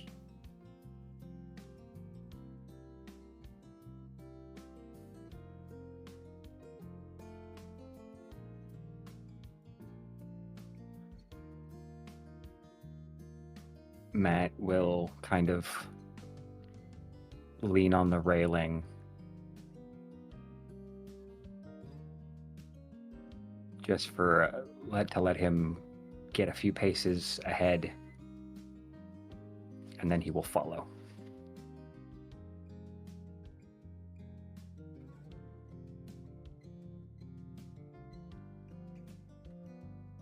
You follow him. He goes down past the entrance, turning into the lounge. You see him walk past the band and into a corner room.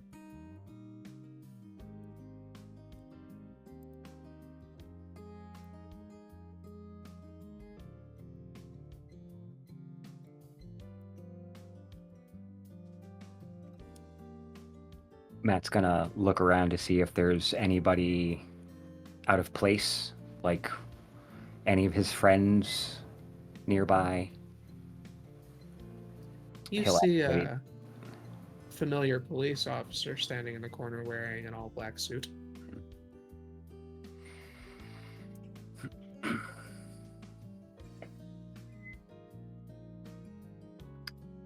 And he'll walk up.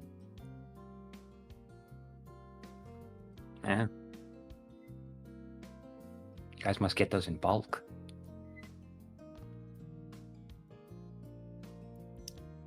He's waiting for you.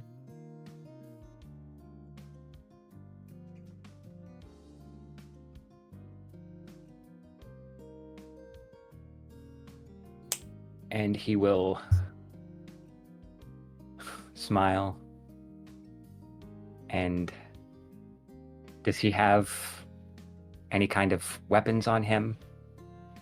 The guard? Yeah. He seems unarmed.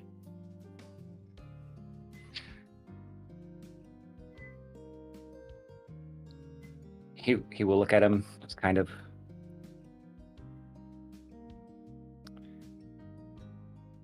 And he'll kind of lean in.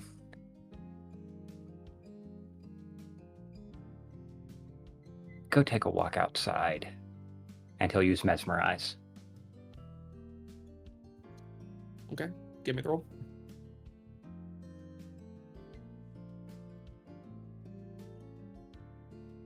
And I'm gonna Blood Surge.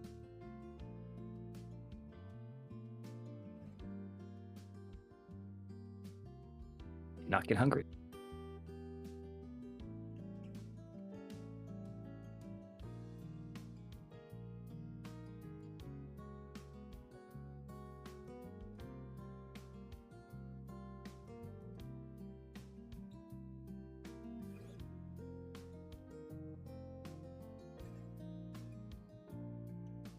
Four.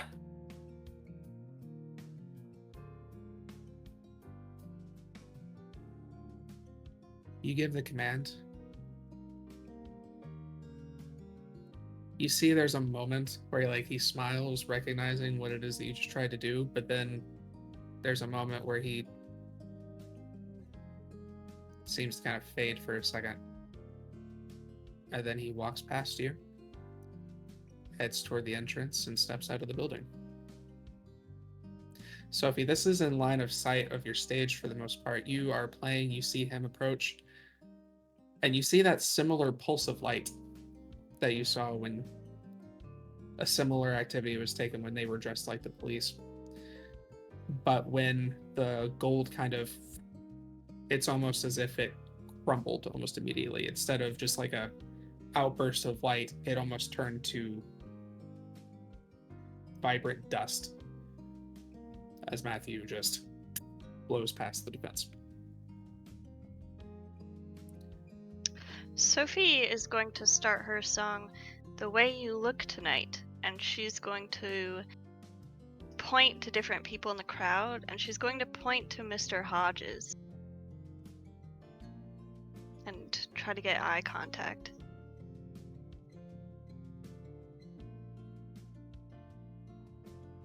Sure. You get eye contact with Mr. Hodges.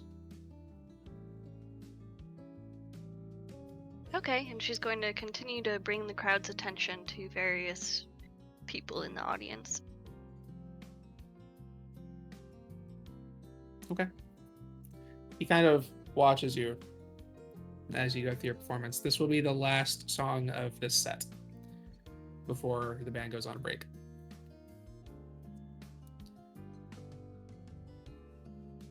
The guard goes away. What does Matthew do? He takes a look, seeing that he's walking out, and then he goes further in. You step into the office. You clock on both sides of you. There are individuals dressed in black, similar to the one you just dismissed. And sitting at, well, Duncan's desk is Louie.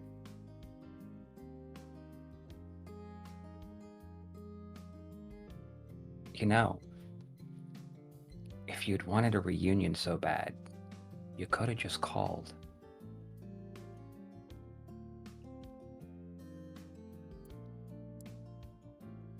Well, that perhaps could have been a route I'd taken, but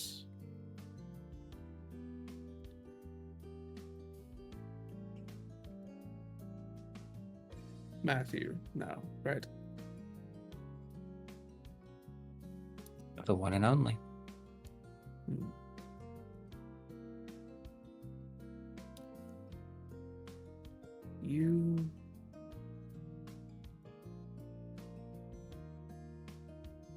You were harmless.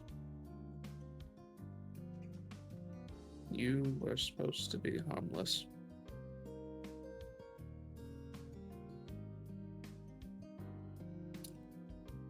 So I left you alone.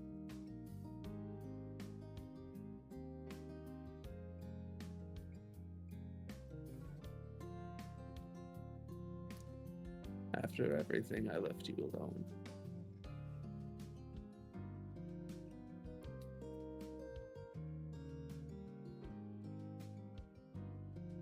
And you did the right thing by leaving Mina. But you couldn't help yourself.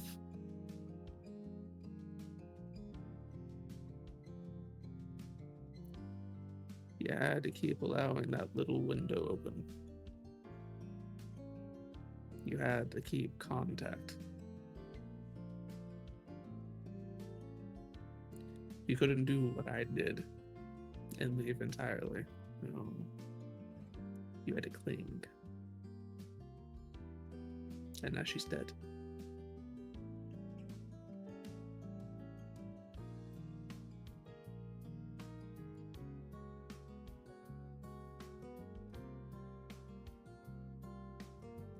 I treasured her as I treasured you.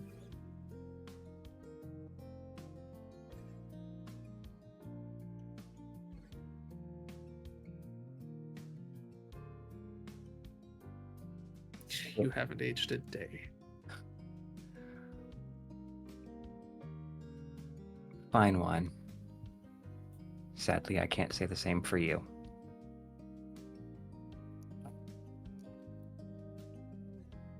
That's the thing about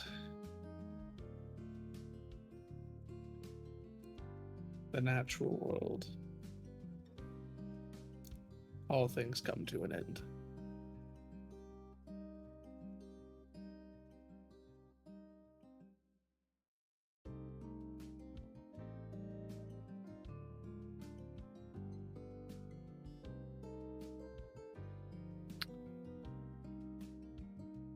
He'll look between the two that are tucked in the corners.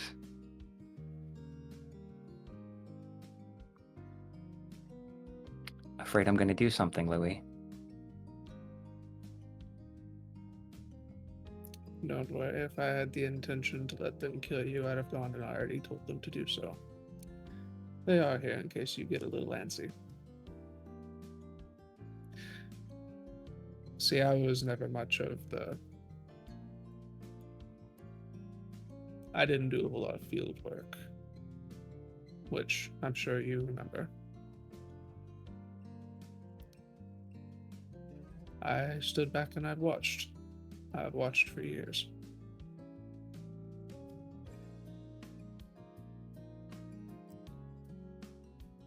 But you taught me that watching just lets more people get hurt.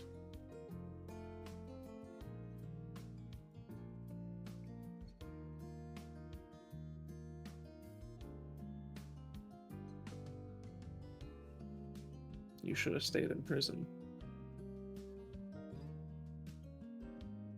This wouldn't have happened to you.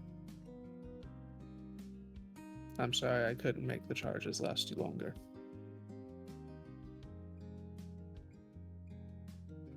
Oh, God. I spent 8 years waiting for this moment.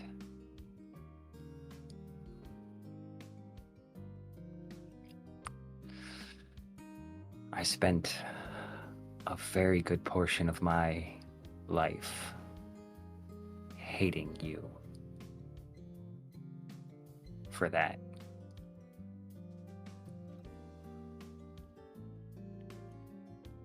Tell you what,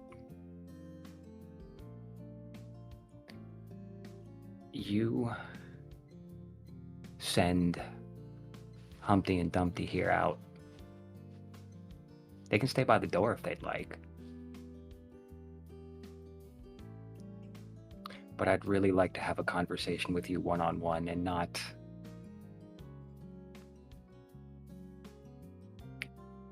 worry about trigger-happy goons.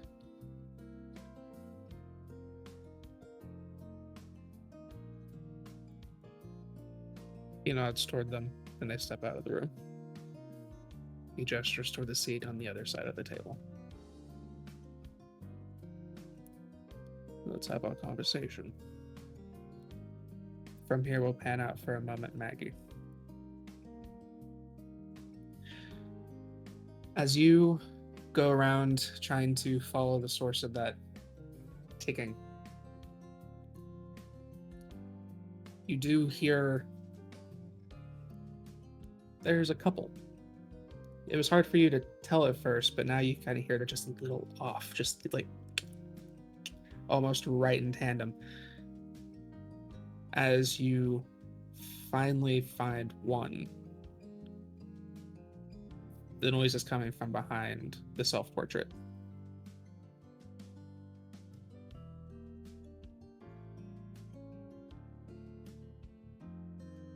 Okay.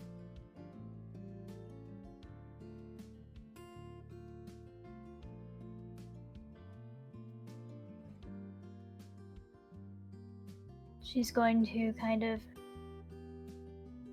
speak into the earpiece. There's a bomb behind one of the pictures.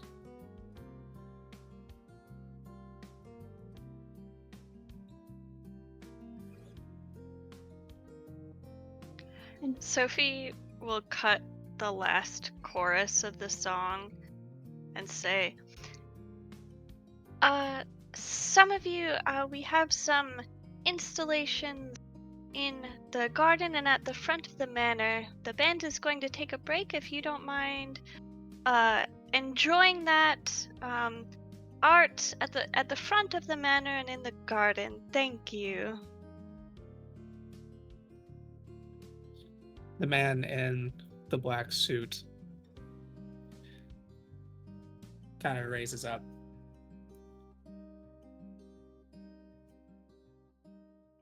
Everything, I assure you, is perfectly fine if you will just tend to the garden. We will have everything cleared up in just a few moments. I insist, and I need Sophie, who also be in earshot. I think you two would be safe. Just a moment.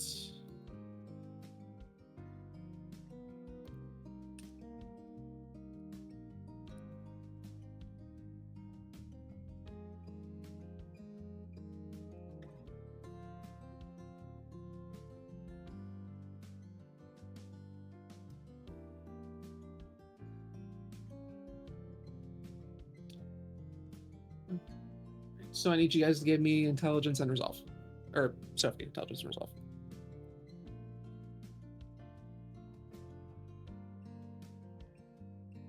Can I blood surge this roll?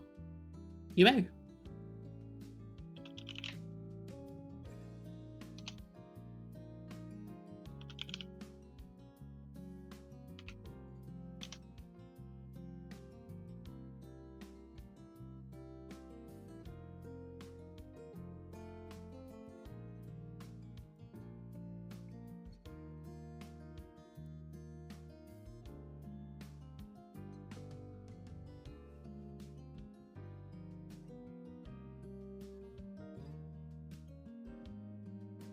5 successes using willpower.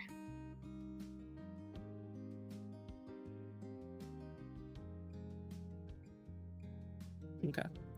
You feel this wave of almost overpower you for a moment, but you're familiar with this. And you are able to resist it in this moment. You see Hodges resists it and looks over at the individual, and then everybody else just immediately snaps and starts heading to the garden. And then he adds, however, if the VIPs would return to the balcony. And the kindred affected stop and move up the stairs. And he turns toward you, raises his shoot, and then makes his way upstairs.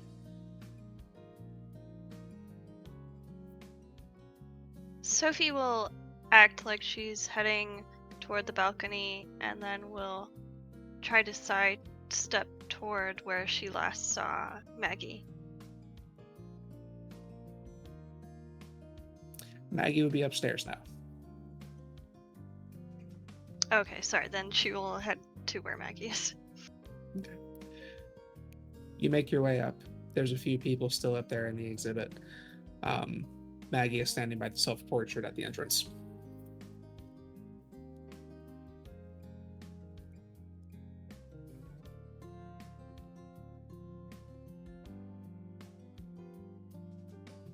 Maggie is going to kind of glance over at Sophie and give it a short nod and return her attention to the painting.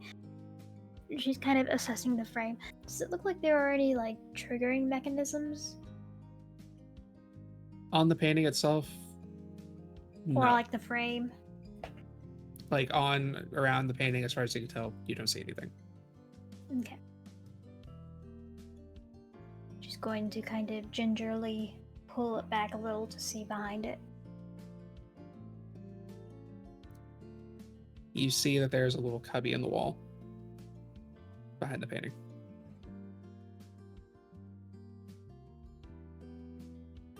When you pull the painting further back, you do see there's a device there. Give me, we'll call it another intelligence investigation. Okay.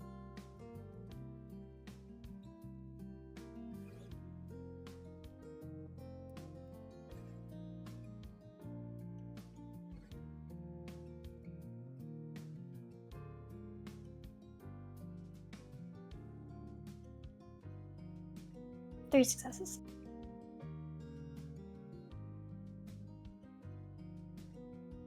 There is no timer visibly on the device, but next to it, you see like an old style like alarm clock.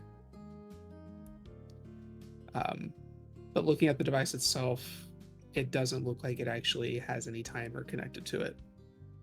This is likely a remote activated device, and it kind of comes to you that perhaps this was the little clock here. Now that you are near it, it is very soft. It is very quiet. This was designed to get attention by someone like you. They wanted you to know this is here.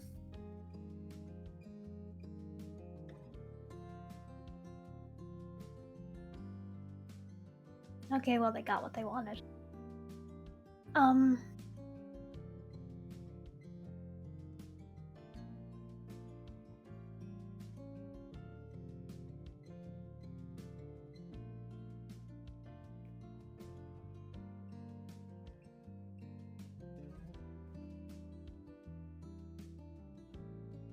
Can I have a magnet?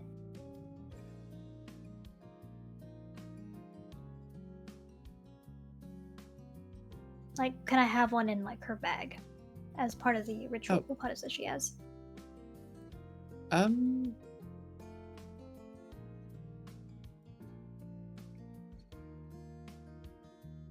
Like, I think a small magnet would probably be fine, but if it's anything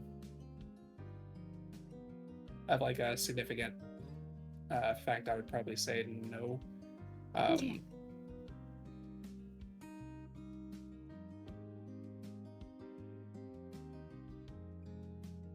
She's just trying to figure out a way to deactivate Yeah. this. Because even if it's a distraction, it is still something that can do harm.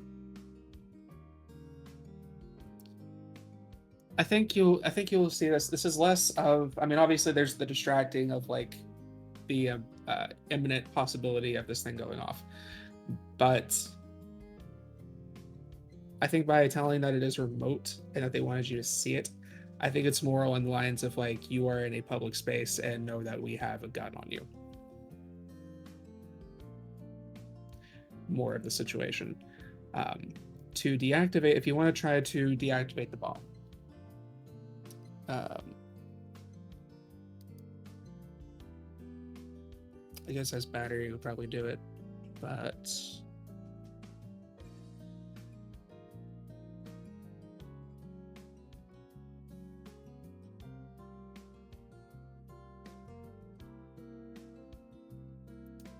let's see.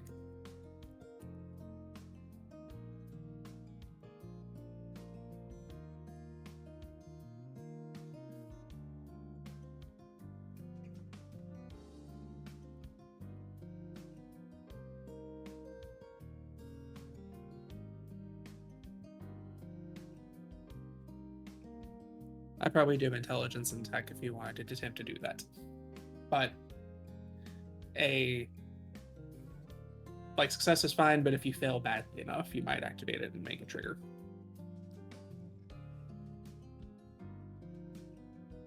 Okay. She will call over the microphone. Do you want me to try to deactivate it?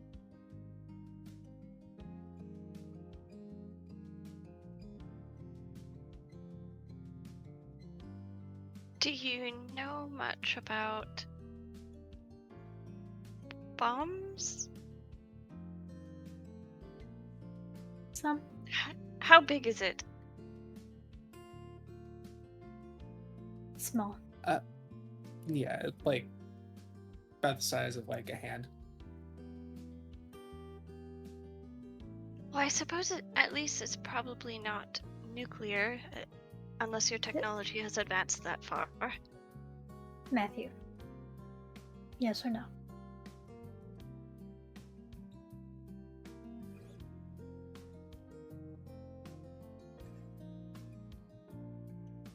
Matt's gonna sit and he's gonna kind of cross his hands.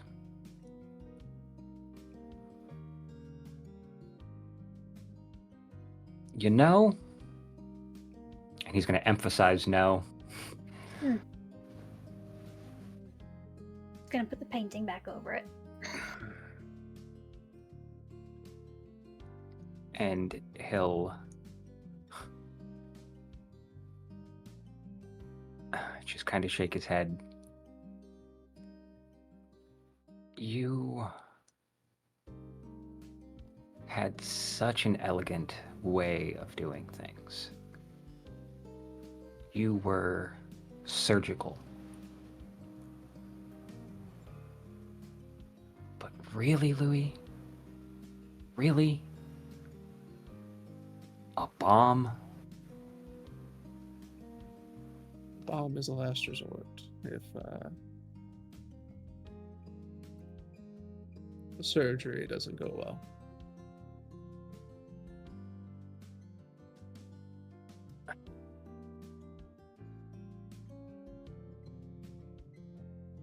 So I'm guessing you just... What, got the remote in your pocket, just in case you don't get your No. way?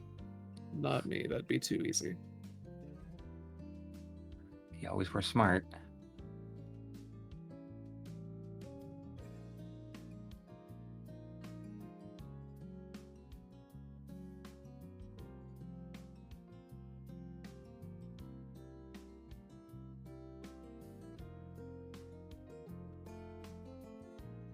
I'm not sure who's got it worse.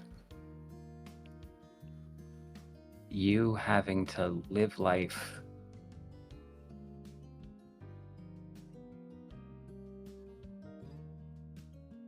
thinking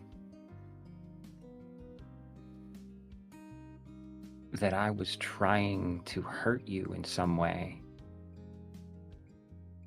or me having lost everything.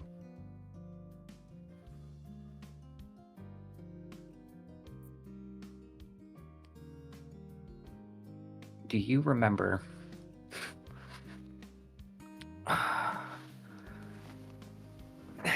Remember when we were looking at that Caravaggio for you in Toulouse? You were so hell-bent on getting your hands on that thing. We spent weeks scoping that place out.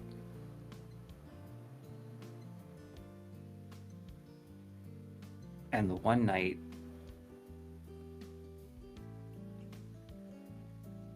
while we were coming back,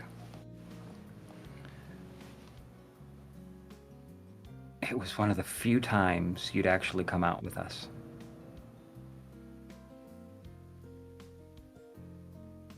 And that guard found us. I don't know where the hell he came from.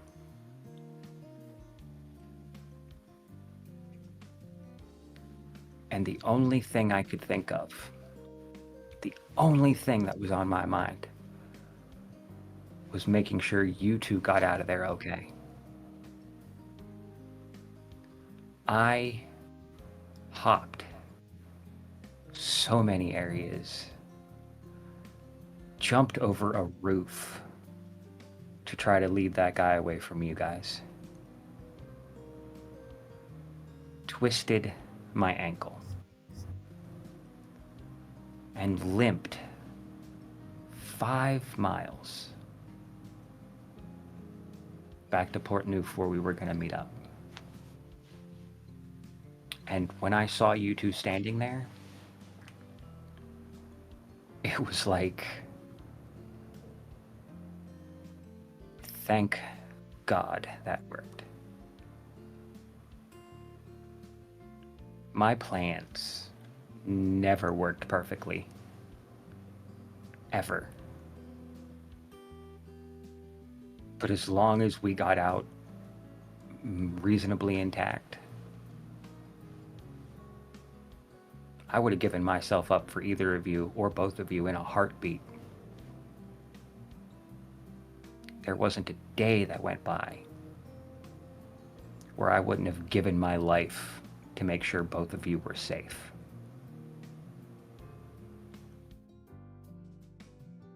And unfortunately,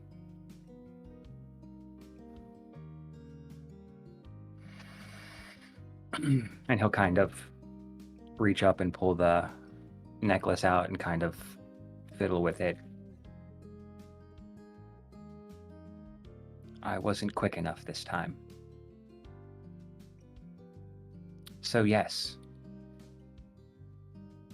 I'm the reason she's gone. But you know what? You're responsible too.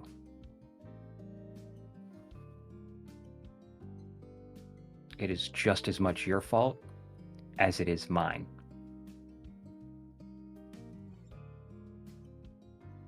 I loved her. You were like a brother to me. I would have given anything to have you both stay in my life.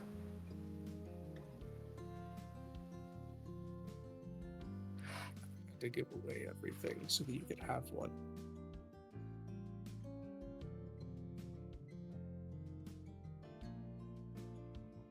Oh, so tough love, huh? Hurt me to help me?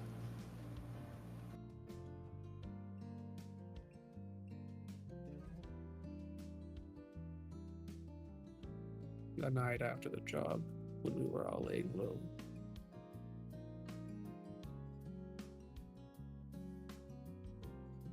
Something.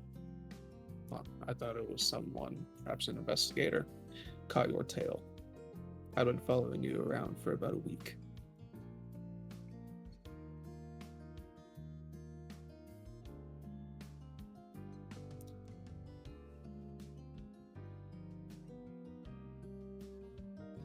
I found them. And it almost killed me. If not for a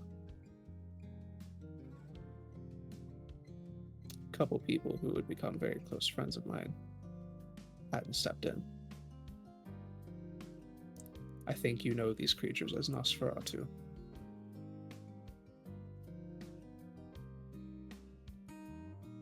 They'd taken an interest in you, Matthew. You're very good at moving in the dark.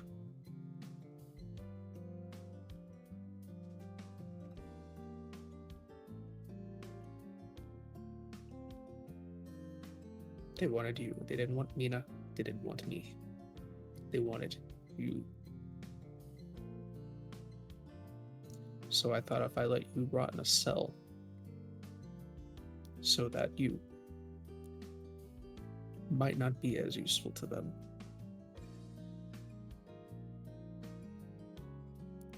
So I told them where the warehouse was.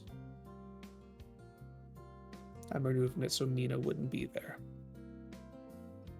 And I let them take you. And then you fucked off and let them turn you anyway. But you were homeless. You just kept doing as you do. Not killing.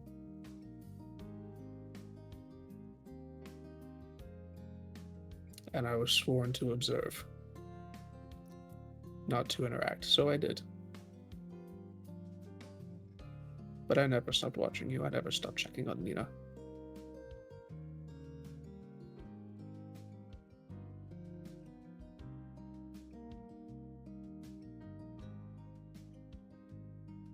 So you tried to save my life. To no avail, it seems.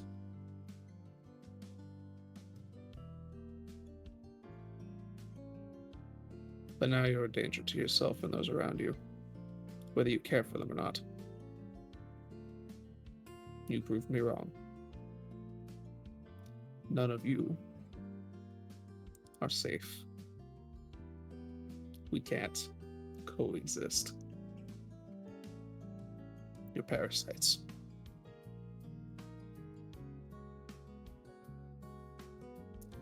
And you're right. I do bear some responsibility for Mina. Mina's dead because I didn't have the heart to kill you sooner.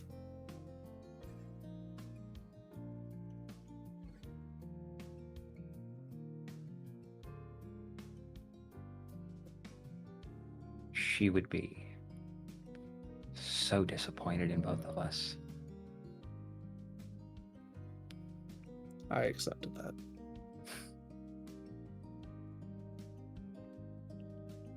I accepted that you would hate me for as long as you lived, or whatever the fuck it is you are now.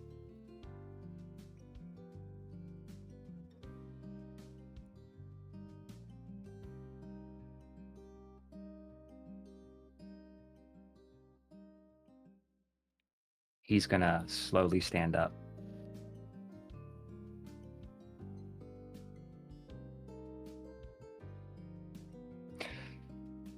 Is this one of the rooms we hid the stakes in?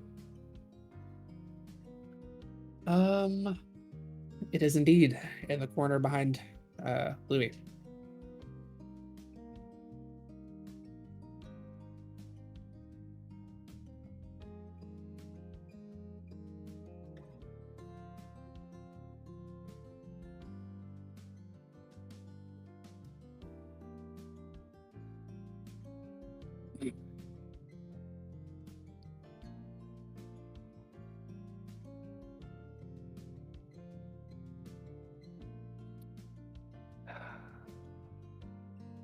I didn't have a plan coming in here because I knew you would see through every damn plan I'd ever come up with. Hell, you helped me make most of them. Plans were never really your style. No, they were yours. I was just a guy that was good at stealing stuff.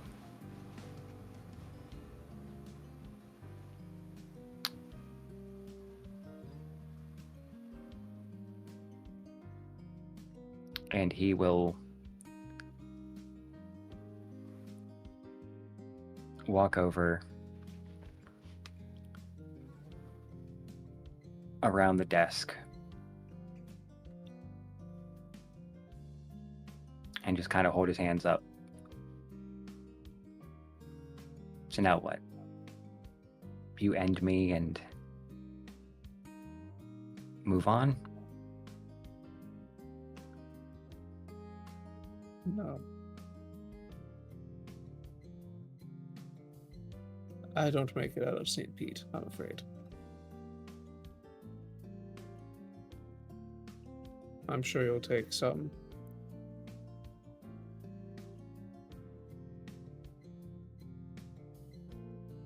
reassurance in that. But no.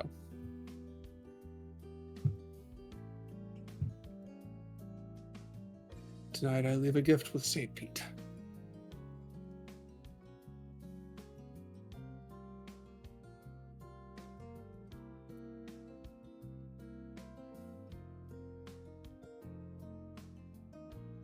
I hope you treated yourselves to the services provided this evening.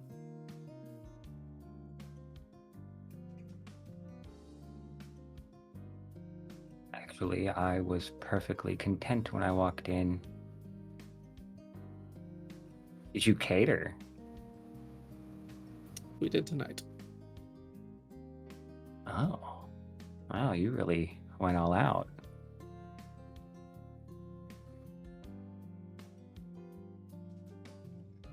Is there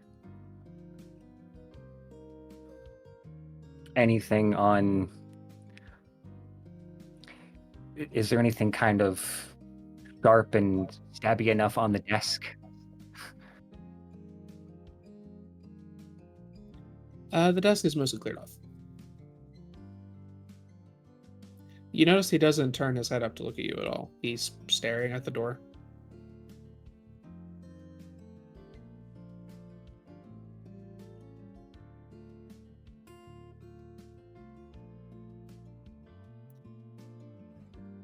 And he'll walk up behind him.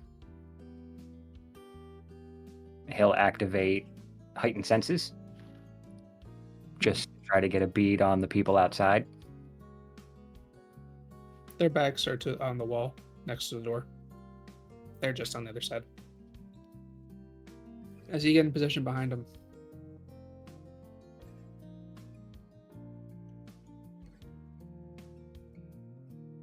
you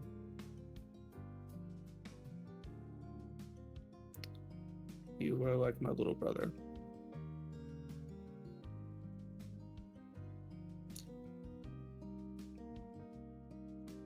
And that is why I'm sorry I couldn't do this to you before. You shouldn't have had to continue to exist like this. You shouldn't have had to let Mina die.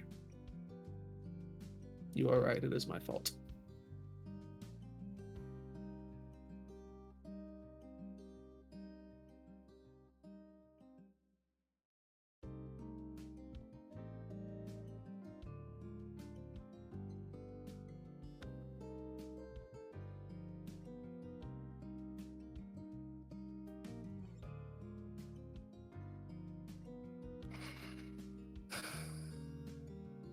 I promised I wouldn't do anything reckless.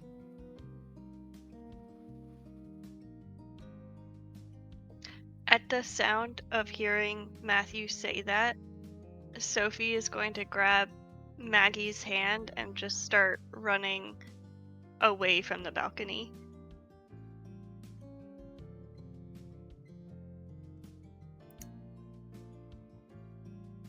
Maggie will kind of stop and look back. We have to get Miss Alvarez.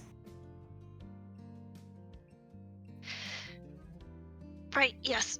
Did you see where she last was? I'll go get her. Okay, you should be quick. You guys head up to the balcony. As you step out there, you see Victor kind of leaning on the balcony a little bit, kind of looking outward, and you see Carmen approaching.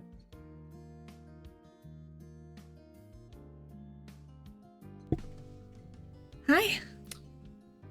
Miss Carmen, Alvarez. real quick, which 1, 2, 3, or 4? Which person did you drink from? 3. 3.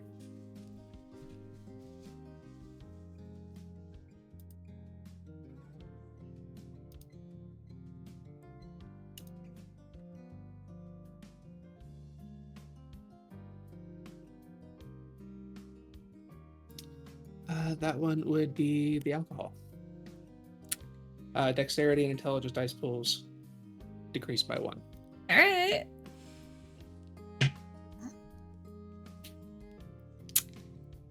Hi. Miss. I was saying Carmen is approaching Victor. Oh, Isn't aware yeah. of you yet. Oh, So you're Victor. I've heard so much about you. He kind of turns around. Miss Alvarez. Yeah. You're the one who. You would have met. the- I'm the one who you would have met so much sooner if you had just invited me to that first party. But no, you had to stop me, didn't you? Oh, I figured you who, based on the portraits that you posted online, must not have had much of an appreciation for art. So I figured I'd let you enjoy your evening. I always support family. And I hear that you've just got one of our little family members, Gray, wrapped around your little pinky. I haven't seen him much lately though, so where is he? Because he's got like some major investments in my club. Oh, I am more than sure that he is quite fine. A busy little one, I must say. I assure you, whatever it is he's doing is much more important than whatever investments See, you believe he might be required to attain. well, attend he to. invested some major promises to me. So my point stands. Oh, I think all of the. I believe you are think- no longer the Herald of St. Petersburg, so I do understand that your value amongst the city has depreciated. I may not be the Herald anymore, but I am a host of a succubus club, Mr. Adams. That you are. And Helena. But we are not in a carries succubus club weight. at the moment, are we? No, we aren't. You're right. Pleasure to make your acquaintance. Oh, it was definitely something. Enjoy the rest of your evening, darling. I'm afraid I do have some business to discuss with my associate here. Tell Gray to call me. I'm expecting it. After all, we all have our debts to pay. We'll see. Sophie will round the corner with Maggie, overhearing just the very end of that conversation, and say, Helena, yes, Helena of Troy. We must depart on ships.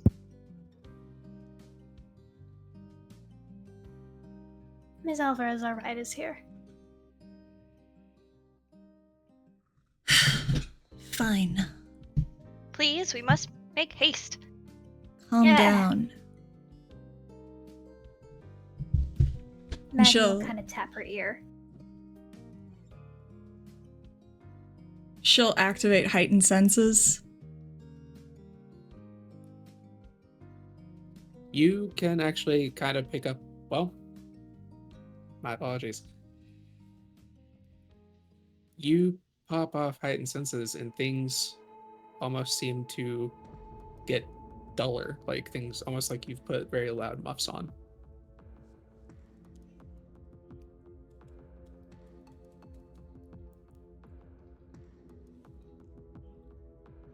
your vision seems to blur a little bit, almost as if you're looking through beer goggles.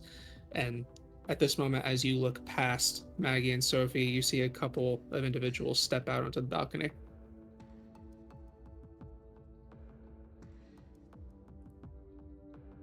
Are you alright? I can't see very well right all of a sudden. You sound like you're underwater too. Oh, alright.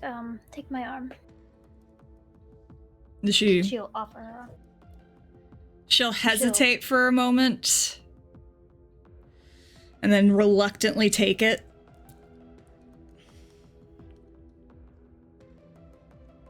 Oh, please, ladies must put aside their grievances in a time of crisis. So, all right, let's go. Especially the way you're being affected. It could be a salt bomb. We've got to get out of here.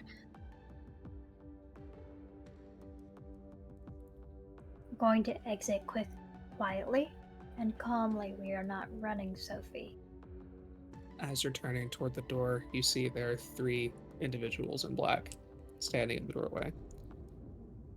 You see the young woman who was drinking from them earlier. She's kind of just dancing on her own to that like cabaret music going on over the PA, and as she's kind of looking outward, one of them walks behind, kind of puts his arm around her shoulders, pulls her back out of view of the garden, immediately stakes her, and drops her on the ground. Completely unworried about anyone up here seeing it. They turn toward the rest of the balcony.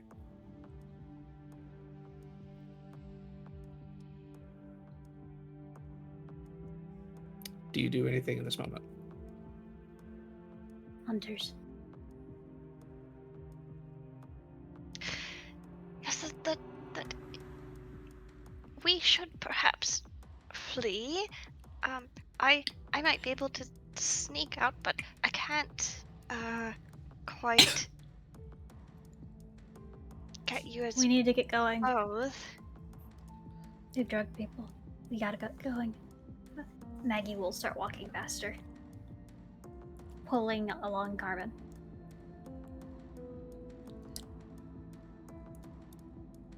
Carmen seems to kind of lurch a little bit before coughing up some blood into her hand. Oh, that's not good. We're gonna have to burn that out of your system.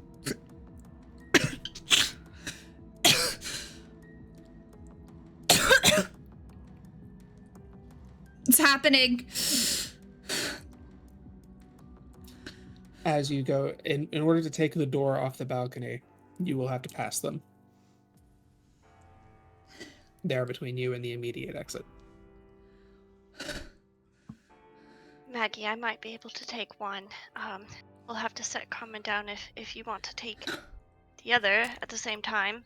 Or, we could always take a tumble out a window.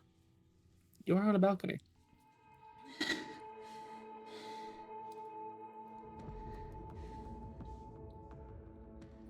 We could take a tumble. Carmen, how do you feel about a jump? Let's get the fuck out of here, because I am not letting some fucking kind kill me. Alright, looks like it's we're jumping off actually- the balcony. One of them produces a crossbow. Maggie will pull out her gun and shoot. Pistol? Or handgun? Yep. Mm-hmm. Then Okay. course. Dex and firearms.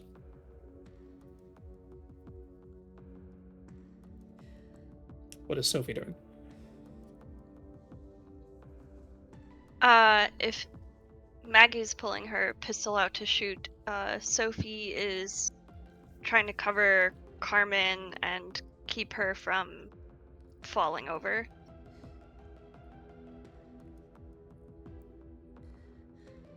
Okay.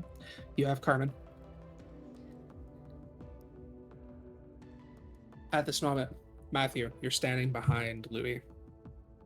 He still isn't turned, he's still facing the door.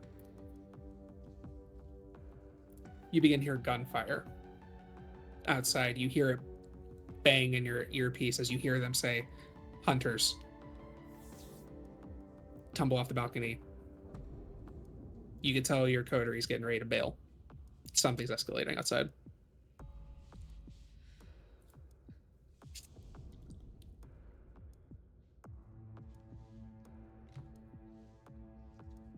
He's going to eye the spot where they hid the stake.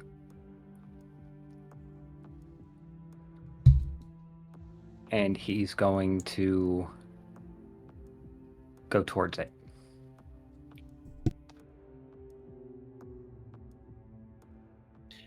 You go over, pull the stake out of the hidden spot. It is still there. Louie sits up straight, interlocks his fingers on the desk, still staring at the door.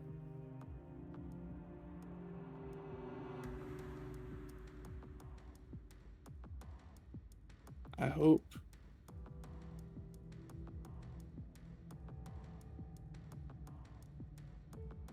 what comes next brings you peace.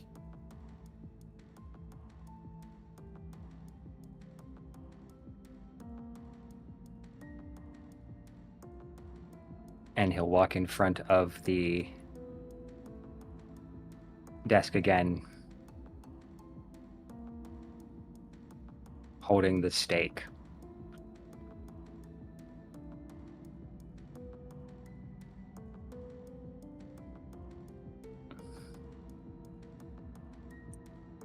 And he'll just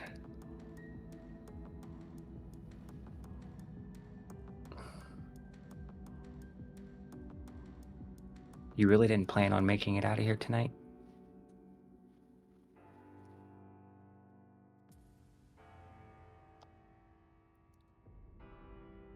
I suppose wish for the end is something that both of us have in common.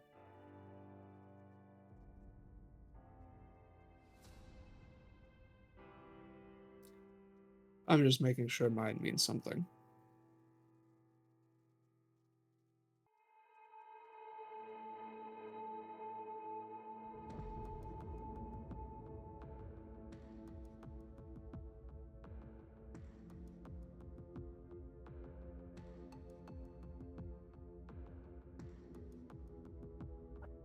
All right, then. And he'll kind of just rock his shoulders back. This is going to hurt me a lot more than it's going to hurt you.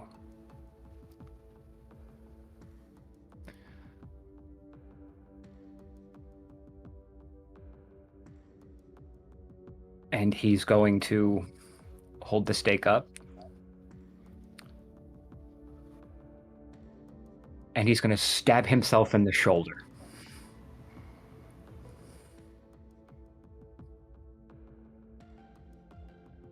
And just let out this scream.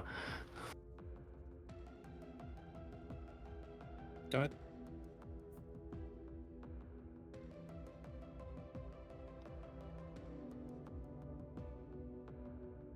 You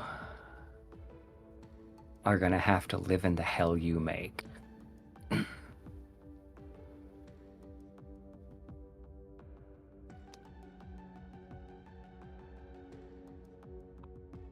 Understand that if you don't die tonight, and I somehow survive,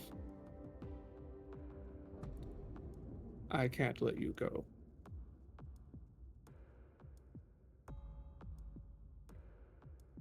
You tried.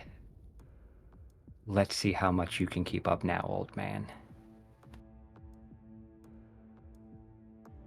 And he's going to go up to the door and open it.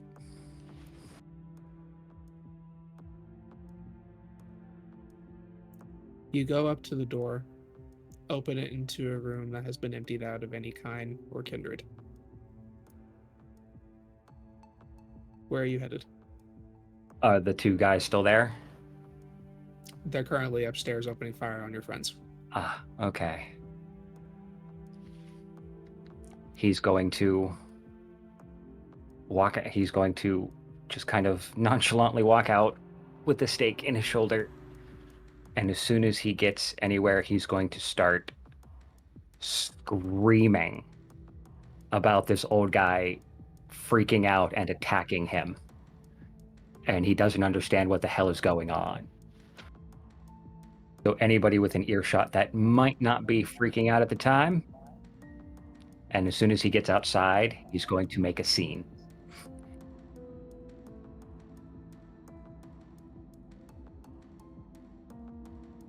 Go ahead. Are you using any disciplines? He's going to, if there's anybody that looks like they're going to try to stop him, he's going to pop awe.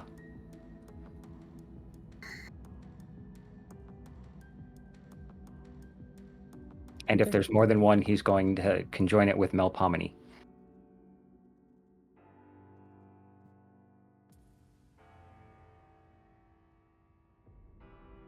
We'll go back to the balcony.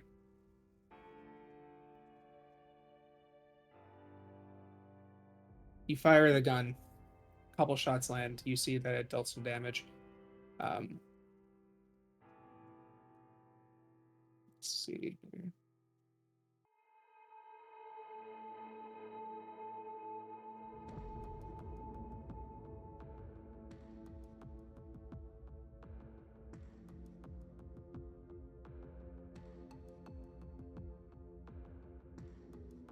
The bolt fires, but it misses you as your bullets strike him. It flies off in the distance. The other two begin to charge forward. Are you guys bailing or are you staying to fight? I'm fucking bailing. Fuck this place. We are dipping out over the balcony. Give me a dex and athletics. Go ahead.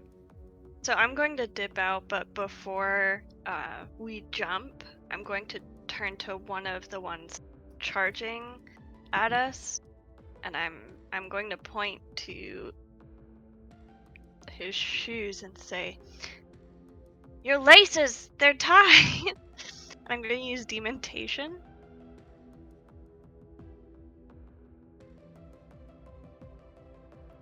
Okay. Give me manipulation and dominate. And rouse check, which you got. I would like to attempt to blink into off the balcony. You blink? I want to try because I don't know what's going on. I just know I don't feel well and there's hunters here, so I want to leave. And I want to leave in the quickest way possible. And the quickest way possible for me is to blink.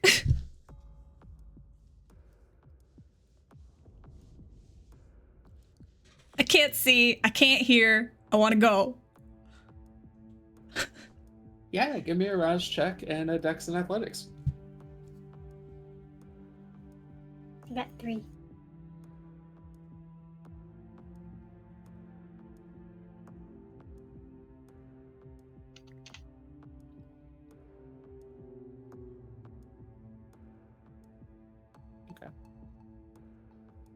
Okay, Dex and Athletics. With it's been a while since I have been a vampire. Do I add anything if with Blink to Dex and Athletics, or is it just straight Dex and Athletics? If you activate Fleetness, you can add your celerity rating.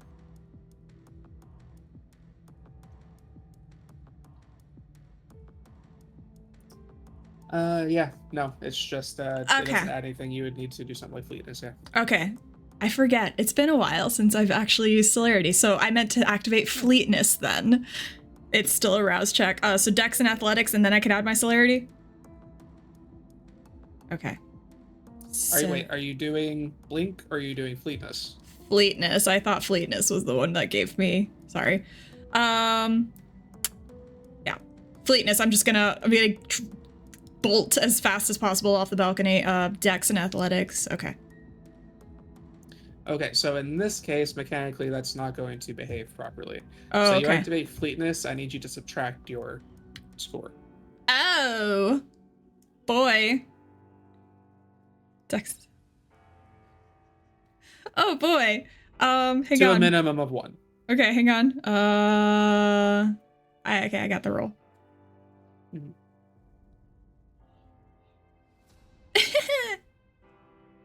2 successes. That's all I can get. Okay.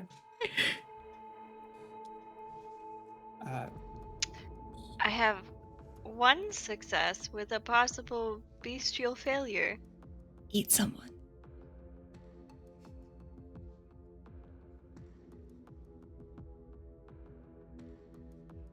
My own shoes are tied. My own shoes.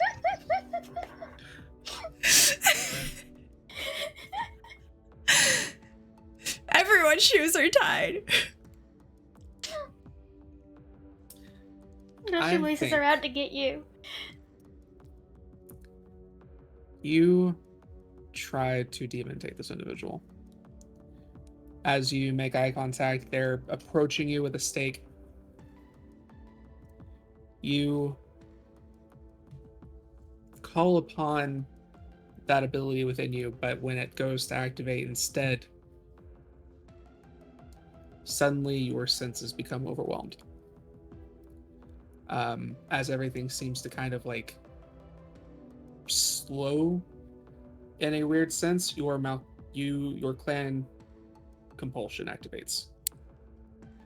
As you're kind of staggering back, you are watching simultaneously this person charging at you, but also a premonition of the entire building seems to simultaneously be exploding outward, ripping through everybody here. You see several bits of debris puncture yourself as you kind of stagger back a little bit. This next roll is going to have a penalty. I need a Dex and Athletics. But there's going to be a 2 success penalty.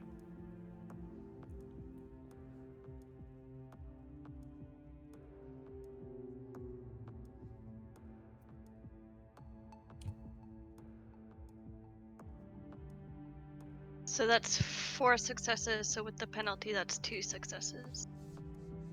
Correct.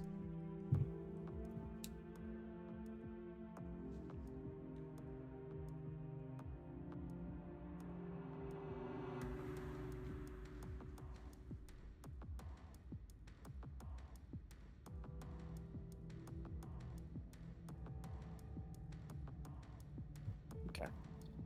As you're kind of like staggering back from the overwhelming sensation, this guy charges forward. You feel the puncture of a stake go into your chest.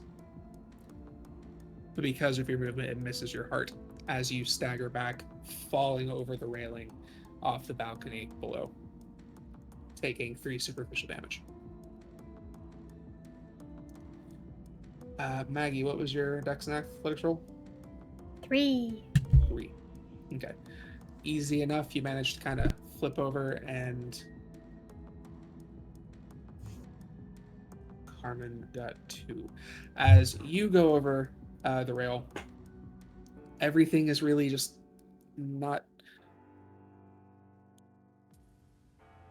You... Yeah, because you have the alcohol variant. Yeah, so you fall down and you do take 1 superficial damage as you slam into the ground. Gotcha. You begin to pick yourself up. People are kind of looking outward. Sophie, you have a stake in your chest. You can almost feel your heart kind of pulsing against it. People are seeing you from the garden, and people begin to panic and run into the building.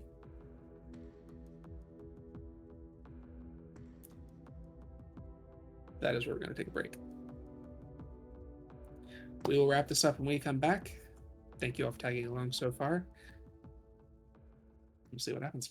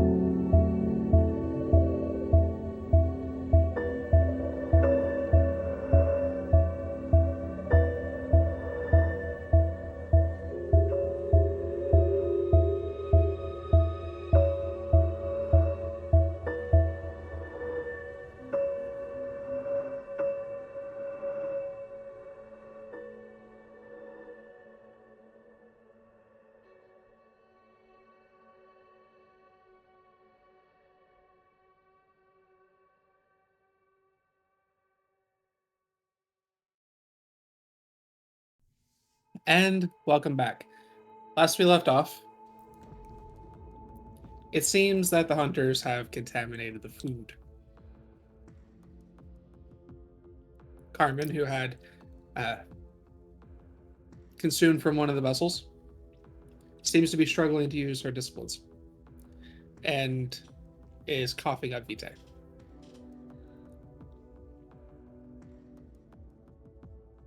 Sophie, Maggie, and Carmen have bailed off the roof. Sophie currently kind of experiencing a in real time as things are happening premonition. Maggie seems to be the only one who seems to have mostly maintained their cool as we progress into the next scene. And Matthew has staked himself in the shoulder and intends to go make a scene. And that is where we'll pick up as you are heading toward a place where you think people might be. Suddenly, a torrent of people come running in from the gardens. They see you with a stake in your shoulder,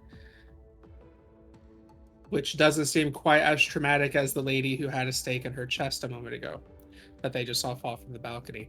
They go charging, but then you pop off. So when that happens, let's see.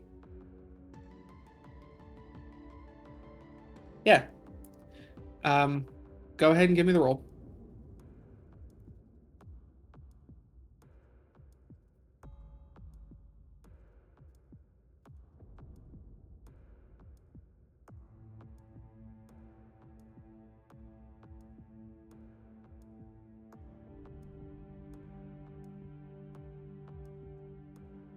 I am going to Blood Surge.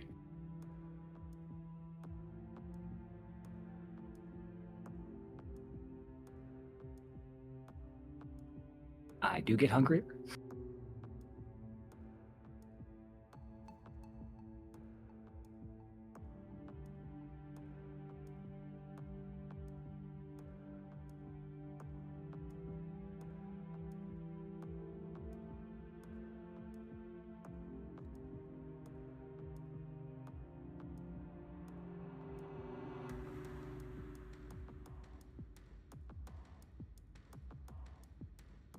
Just 3. Okay. There are some people that seem to be kind of like their eyes flying toward you, paying attention to the stuff you're saying, but there are still quite a few that are charging deeper into the building.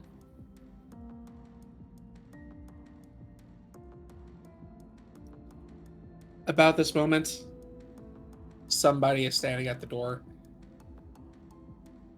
And move over to the pool room. That'll be the safest place. We'll lock things down until the authorities arrive. And you see this person kind of guiding them to the pool room.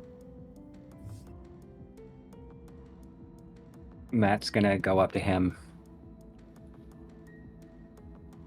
The old guy in the office, he did this. And he did this. He's lost his mind.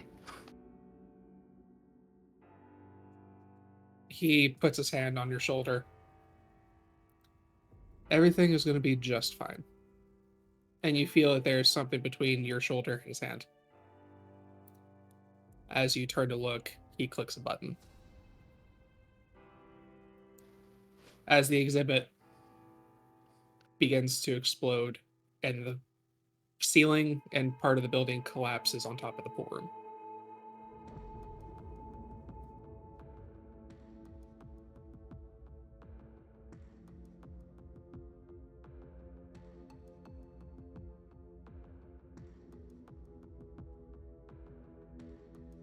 Well, shit. You guys need to have name tags.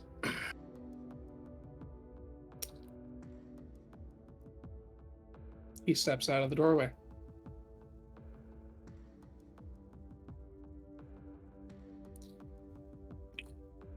We argued quite a bit as to whether or not we should actually try to kill you tonight.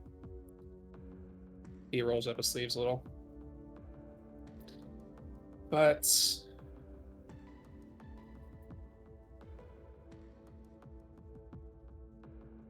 his plan seemed a little bit more interesting. We did have a way. How many strikes is that against you now, Mr. Holden? Oh, you know, I Obviously, we lost don't count. have eyes within your little dolly museum too much. You made sure to kill one of them. But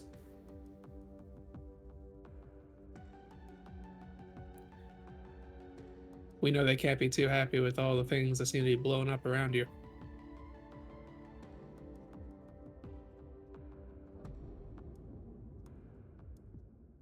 No, yeah, you guys really painted me in a corner here. So what, I'm guessing all you guys got those fancy toys?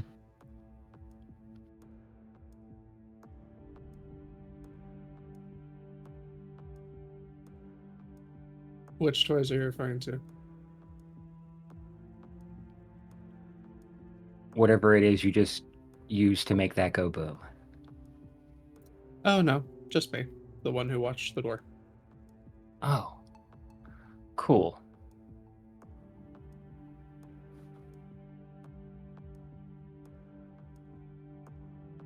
Well then. And he's going to attempt to mesmerize him and tell him to give me the device.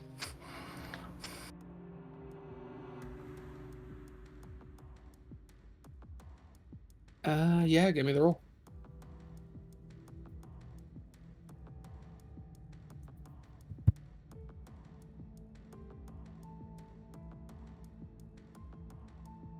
I'm gonna rouse this one as well. Why not?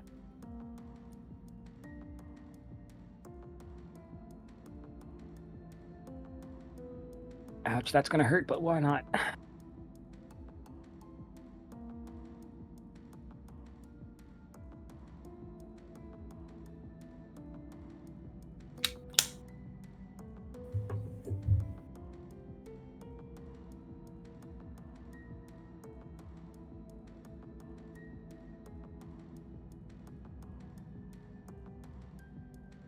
Six.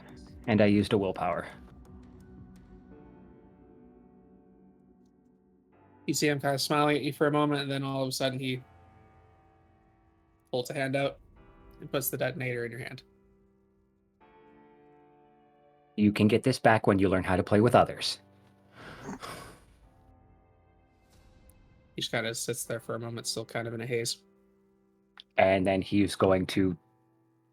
Is he between the exit, or is another way he can go? He To get stepped out. out, like he kind of moved out of the way of the exit. Like you are clear to leave the building. Okay, then he's going to run out. And as he's running out, he's going to talk into the earpiece. Where is everyone?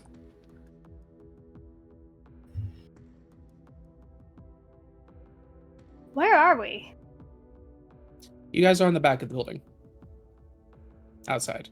Basically that little little patio area that you guys came in with the band. You're pretty much right next to that now, around the side of the building. Okay. Maggie's gonna go over, yank the steak out of Sophie. We're around the back of the building. Sophie's gonna push her hand and says, "Leave it in. It's worse if you pull it out. Leave it in." Our injuries do not work that way, Sophie. Miss Alvarez is drugged. Get clear. We're moving. Where are you? In the front. I think, right? I went to the front. Yeah. Yeah.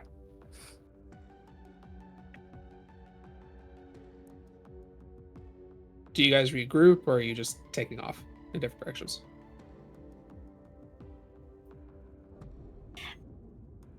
We would know if Matthew's able to hotwire a car, right?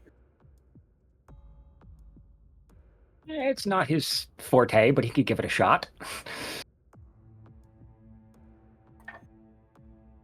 Because otherwise, Maggie's just going to usher Armin and Sophie somewhere else. Back to the, probably taking the van that they arrived in.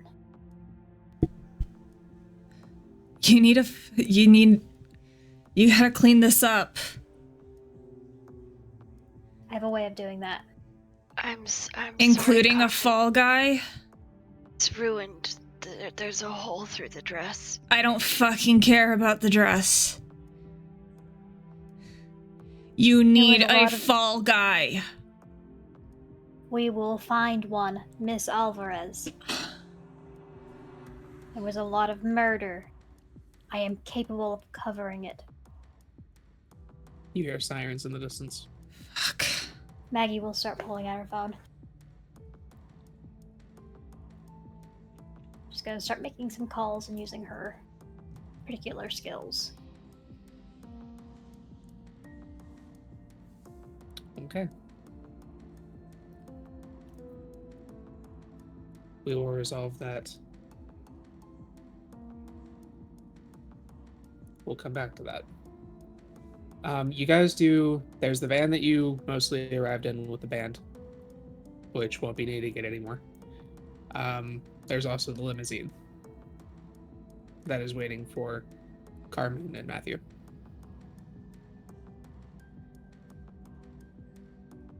I'm heading for the van. Okay. You all regroup at the van. Again, you can hear the sirens approaching. You look back. You see the guy in red struggling a little bit to fight with somebody on the balcony as you're moving away, and you watch as a stake punctures through his back as Victor bails from the balcony and takes off in another direction.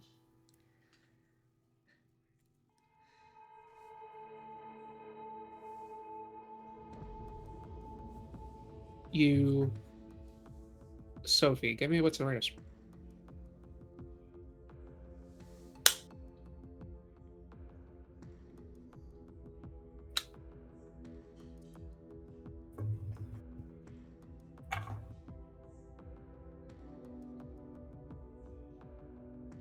Three successes. You hear a thumping sound kind of in the back of your head for a moment. And then you turn your head almost as if someone's tapping your shoulder, and you see stumbling out of the front door is Ezekiel. It seems he has been drugged in a similar fashion as Miss Alvarez.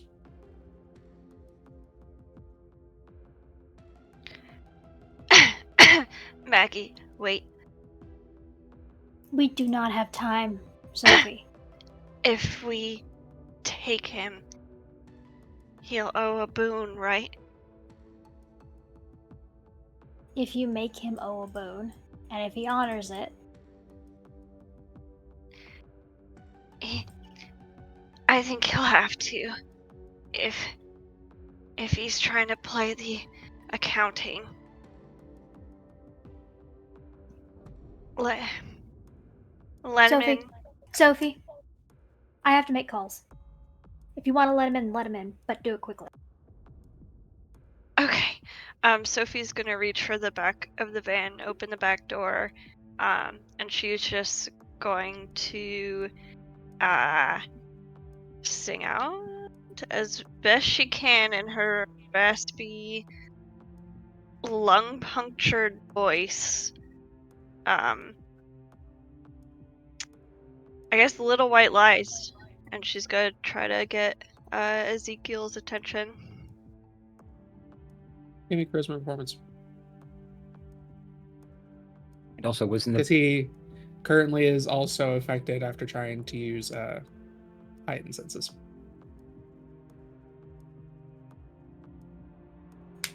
What was that? The car?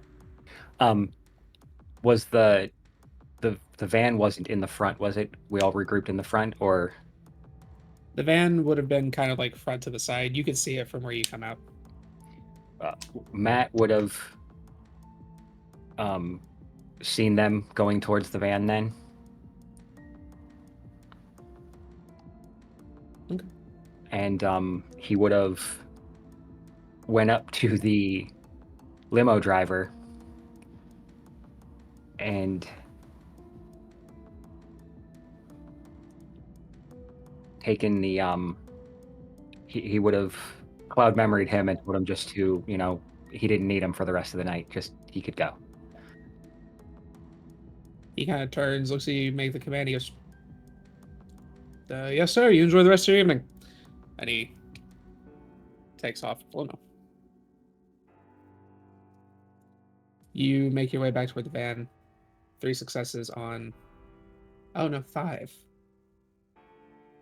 Okay. I have 5 successes with a messy critical.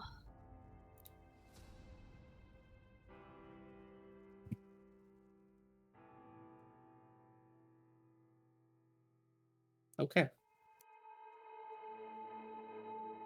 You sing out, trying to push past your injury. You will succeed to get his attention, but by pushing past what you technically can at the moment, I think you are going to take another 2 superficial damage as you feel muscle and tendon that you typically don't really think about when you sing rip and rend further as you use these muscles. I forget when it comes to damages. It's superficial is half of the health box, right? Mhm. Okay, so if I have 5 health, having 5 superficial isn't Means as you'll then bad. start taking aggravated. Okay. I'm at 5 superficial. Okay. Your voice gets through, and you do kind of have this moment where it seems like you almost visibly see a sync between the two of you as he kind of pops his head up, and it's almost like he can't see, but he follows the voice. Sophie, is that you? Get in the van, and I get to choose my accountant. And I don't mean for taxes.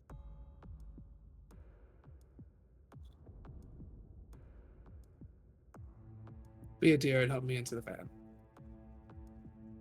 I don't think I can get in here. He struggles around for a moment, but eventually manages to find the door. Everyone accounted for. Closes. Who's driving? Probably me. Okay. The only non-injured and non-drugged party member of this party gets behind the wheel and begins to drive. Matt, as you are seeing the car pull off, you see in the window Louie has kind of opened the blinds and is watching as you pull away. He looks back and he's holding the device in his hand. He could end this right now, but it would only make matters worse.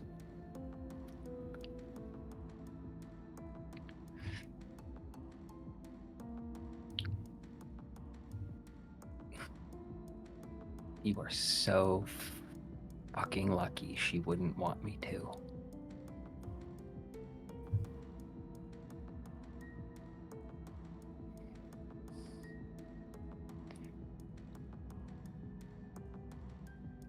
We need a fall guy? Yes. How about a senile old man who tried to blow up an art exhibit? Name. Louie Treacher. Thank you. Maggie would continue making her phone calls. Through her lore sheet and her contact.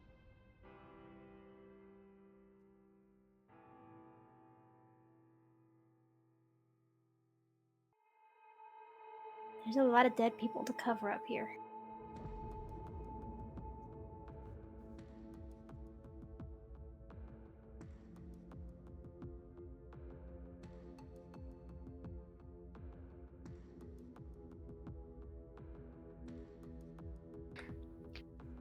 Can Matt disable the remote so it doesn't accidentally go off at any point in time. Once you guys drive far enough away, it ends up exiting the range that it would be able to trigger.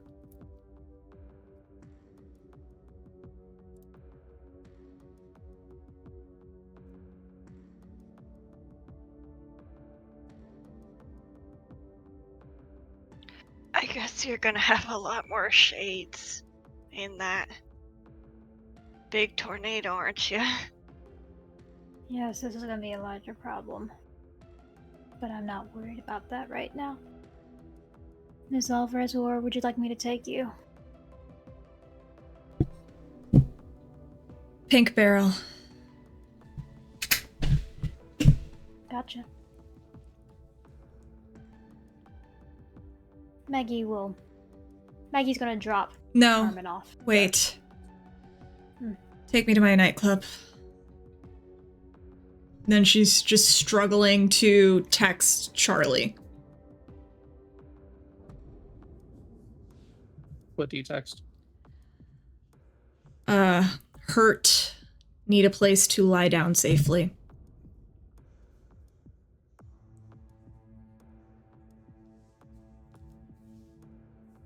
But I don't want them to follow to Pink Barrel. They already know where Carmen is. And then, like, I'll also text, like, an emoji for a guy, and then, like, a hunting rifle, and then, like, a target.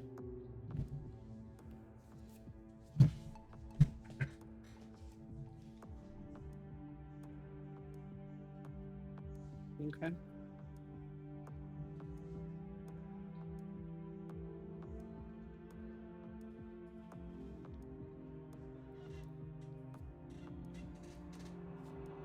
Drop her off at the nightclub. Where do you take the rest of the group?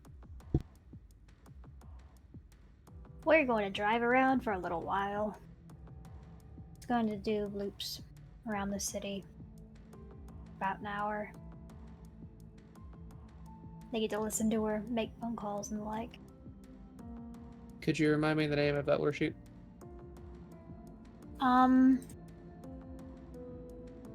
Harbingers of Ashur, 2 dots. I got get the equivalent of 4 dots of influence when attempting to cover up a death. He did kill a lot of people in that room when he collapsed the building on them.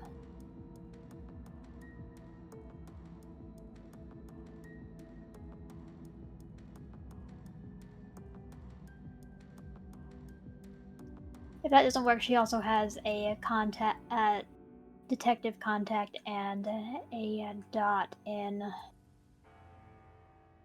influence within law enforcement.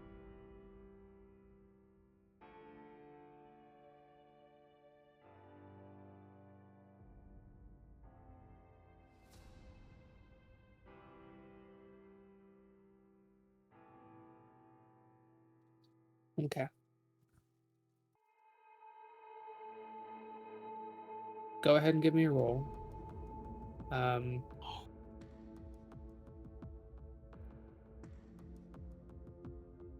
For the contacts.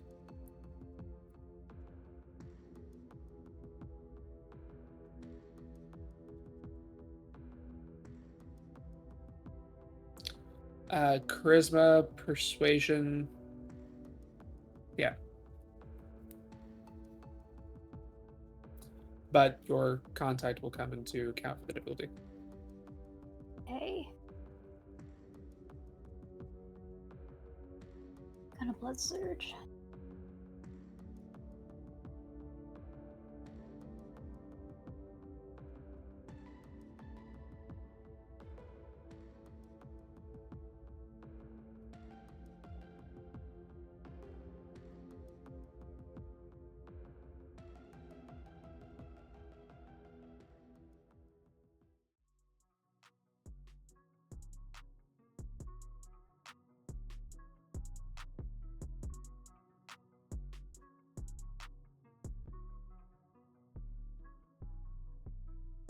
That'd be 5 successes.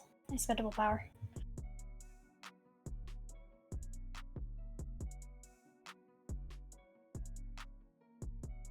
As you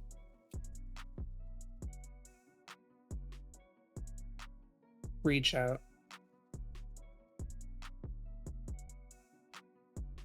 your special contact,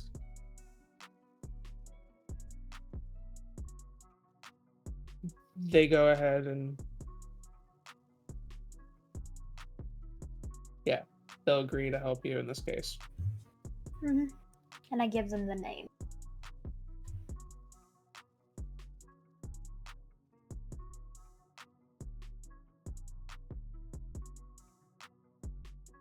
Your other contacts agree to help try to get things off your track. But when you give them that name, both contacts tell you this person's been dead for about 5 years.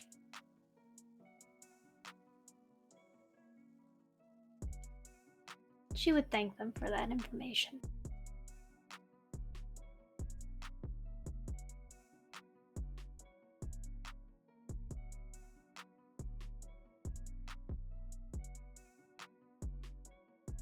I think with that, that's when it dawns on you. This guy has been using the aliases of Matthews.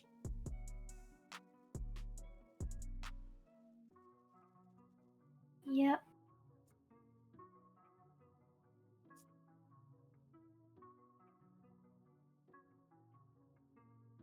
She would wrap up these conversations and make sure that everything is covered up as well as it can. Hang up her phone. Look back at Matthew. Is he like in... This is like a van. I don't know how many rows of seating there are. But is he like in a near seat? I think he would probably be here on the passenger and the rest would be in the back. Okay. Maggie's going to look at him, put her hand on his shoulder, and then dig her thumb into the spot where she knows that the stake went in.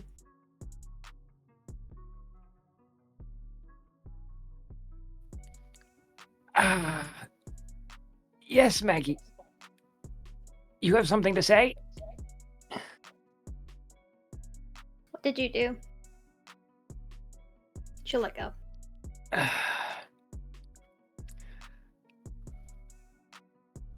And he'll hold up the device. Utilized self-control so we didn't make matters worse. Good job. But you said his name like he's still alive. I mean, he looked old as hell, but... Legally, he's been dead for 5 years. He's been using your names. He's been doing this to get to me. So if you need names, I will burn all of them.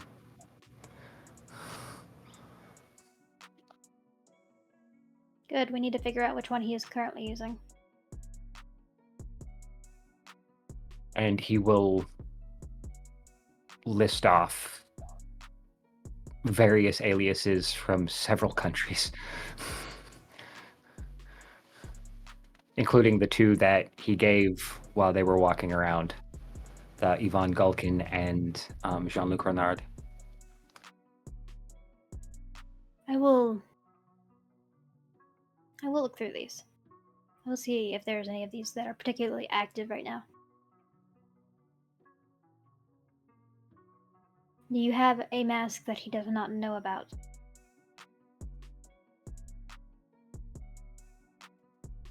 Apparently not anymore.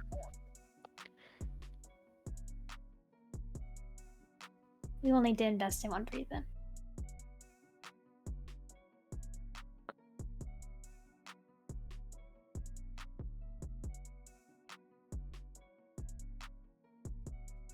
I guess you're getting your way. Or you're getting your wish, I should say.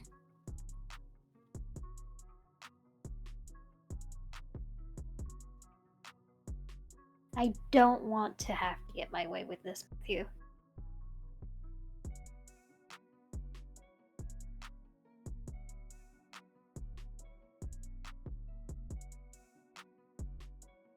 So what Was he the one that set off the bomb? He didn't directly. One of his underlings did.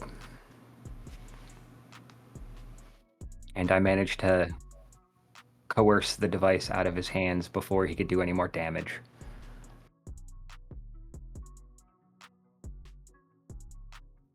And I gotta tell you, Maggie,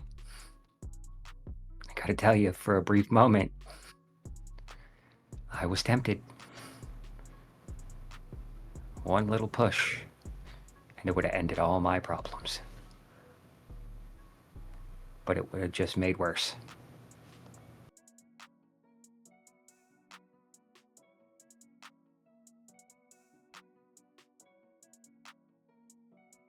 So instead of me literally making my problems go up in a plume of glorious smoke and flame,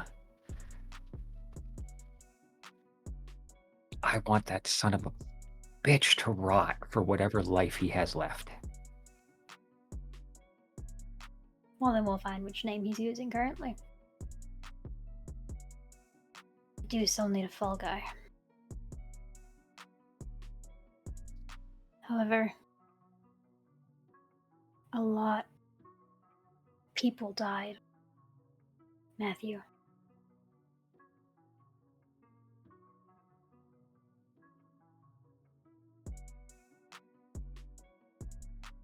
And I'm not sure if that means anything to you.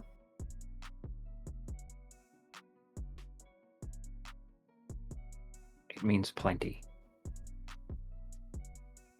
Good. Then you're going to help me. Because this is going to make my problem bigger.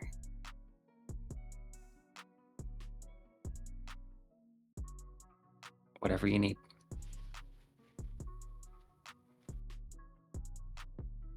Thank you. I don't feel comfortable going back to the Ascent.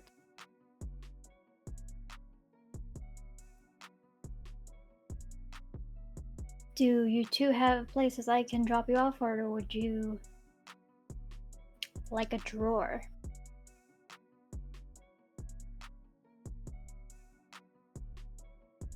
Prefer have something that can lock for this one. And Sophie points at Ezekiel. The drawers lock. If he has any kind of strength, they will not withstand it.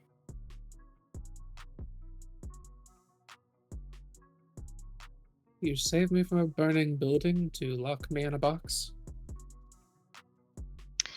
Oh, I wouldn't lock you in there for long. It's just for our safety.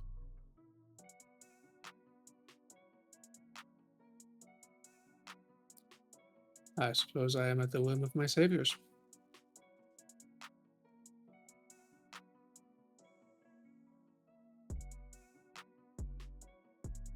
And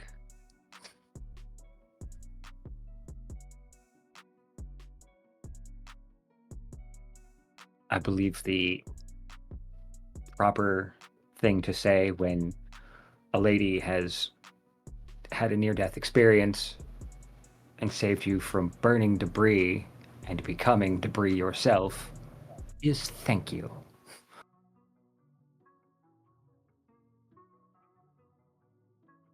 My apologies. I didn't realize that we gave thanks for exchanges. Thank you, Sophie.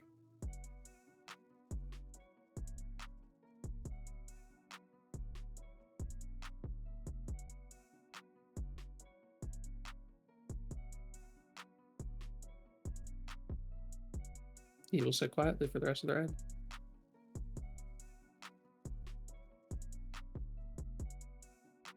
Maggie will look back at Matthew and then Sophie. Neither of you answered my question.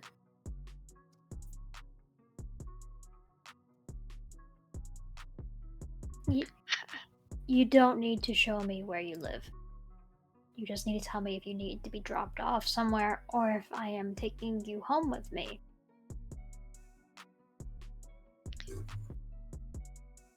You know my place. I just don't want to bring Mr. Thorne there.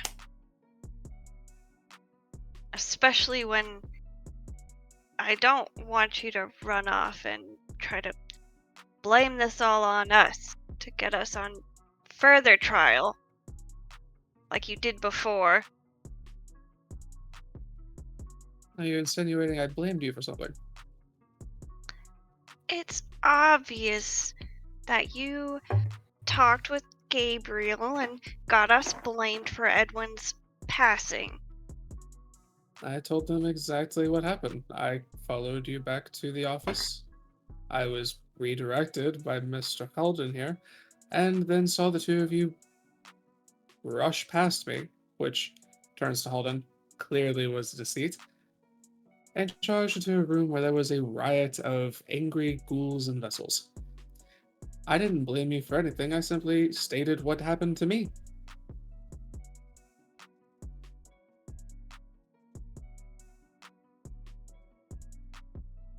Well, you see my point.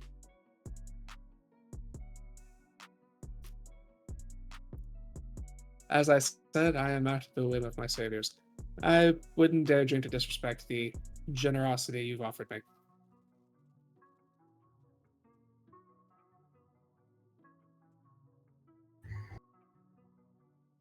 Is it too If late you to wish turn to around put and put me him in a back? box, sure, I'll wait. Like I said, I don't want to just dump him on the side of the road. He'll probably run off to Gabriel and tell him everything that just happened to him tonight, and somehow we will all become blamed. Mr. Ezekiel, was it? Ezekiel's fine. You may stay in my haven. The drawers are not comfortable, but they do. I do not wish to impose. If you wish to leave me, I can find my way home from here, but if this does make you more comfortable for me to remain in one of your places, I will be happy to oblige. It makes Sophie more comfortable, so if you would not mind. It would make As you Sophie are. more comfortable. Therefore, we insist.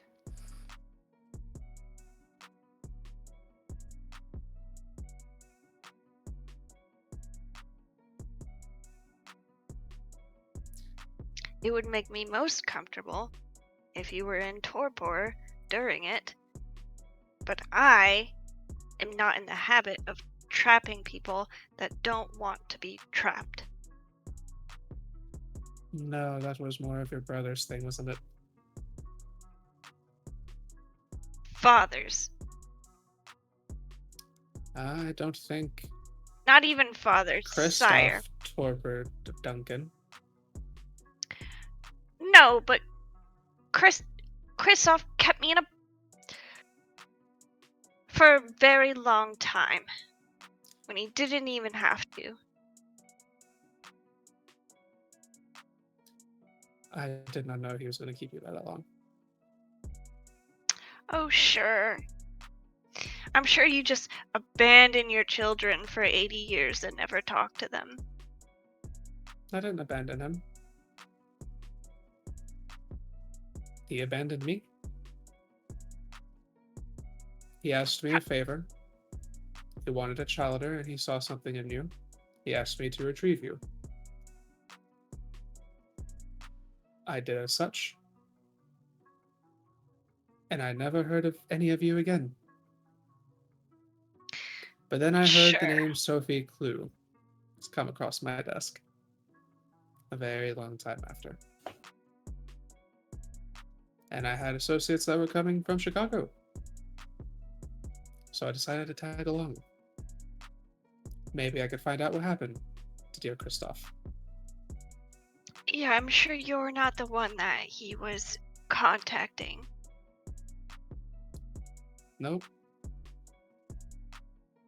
I lost complete contact the moment I shipped you off. That wouldn't even make sense. You're obviously just trying to manipulate me. So just shut up. Let's just go. You sure you don't want to meet your aunt? Oh, I'll shut up.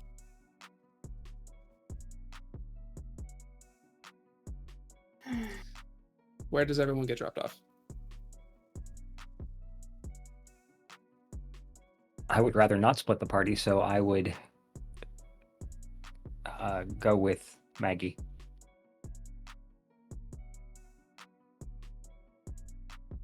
Is everyone except Sophie taking a drawer? No, I was also taking a drawer. Okay, well, I guess we're having a slumber party. Okay.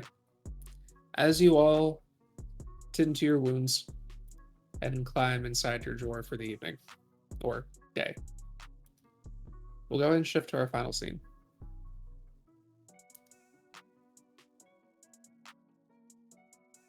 You return to the manor. It looks as if more of it has collapsed. You see a lot of people. There are many dead. But there are survivors being carted away from the rubble. You see Louie being escorted out of the debris by a police officer, assuring them that they're okay, go help the others, make sure everyone else is safe. I'm fine, go on. They leave him alone. He kind of takes a moment and he looks at the house.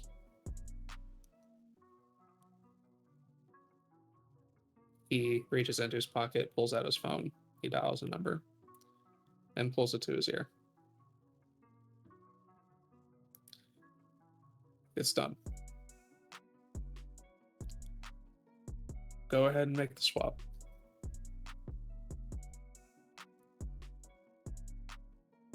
Dump the clean blood. Make sure our van gets to the hospital.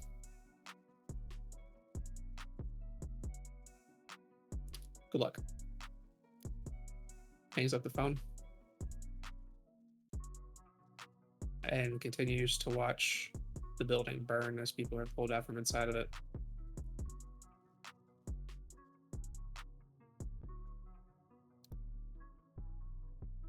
Enjoy your gift, Matthew. And he turns and he walks off into the tree line by the house. And that is where we end tonight's session. Thank you for tagging along. We will see you all in the next chapter.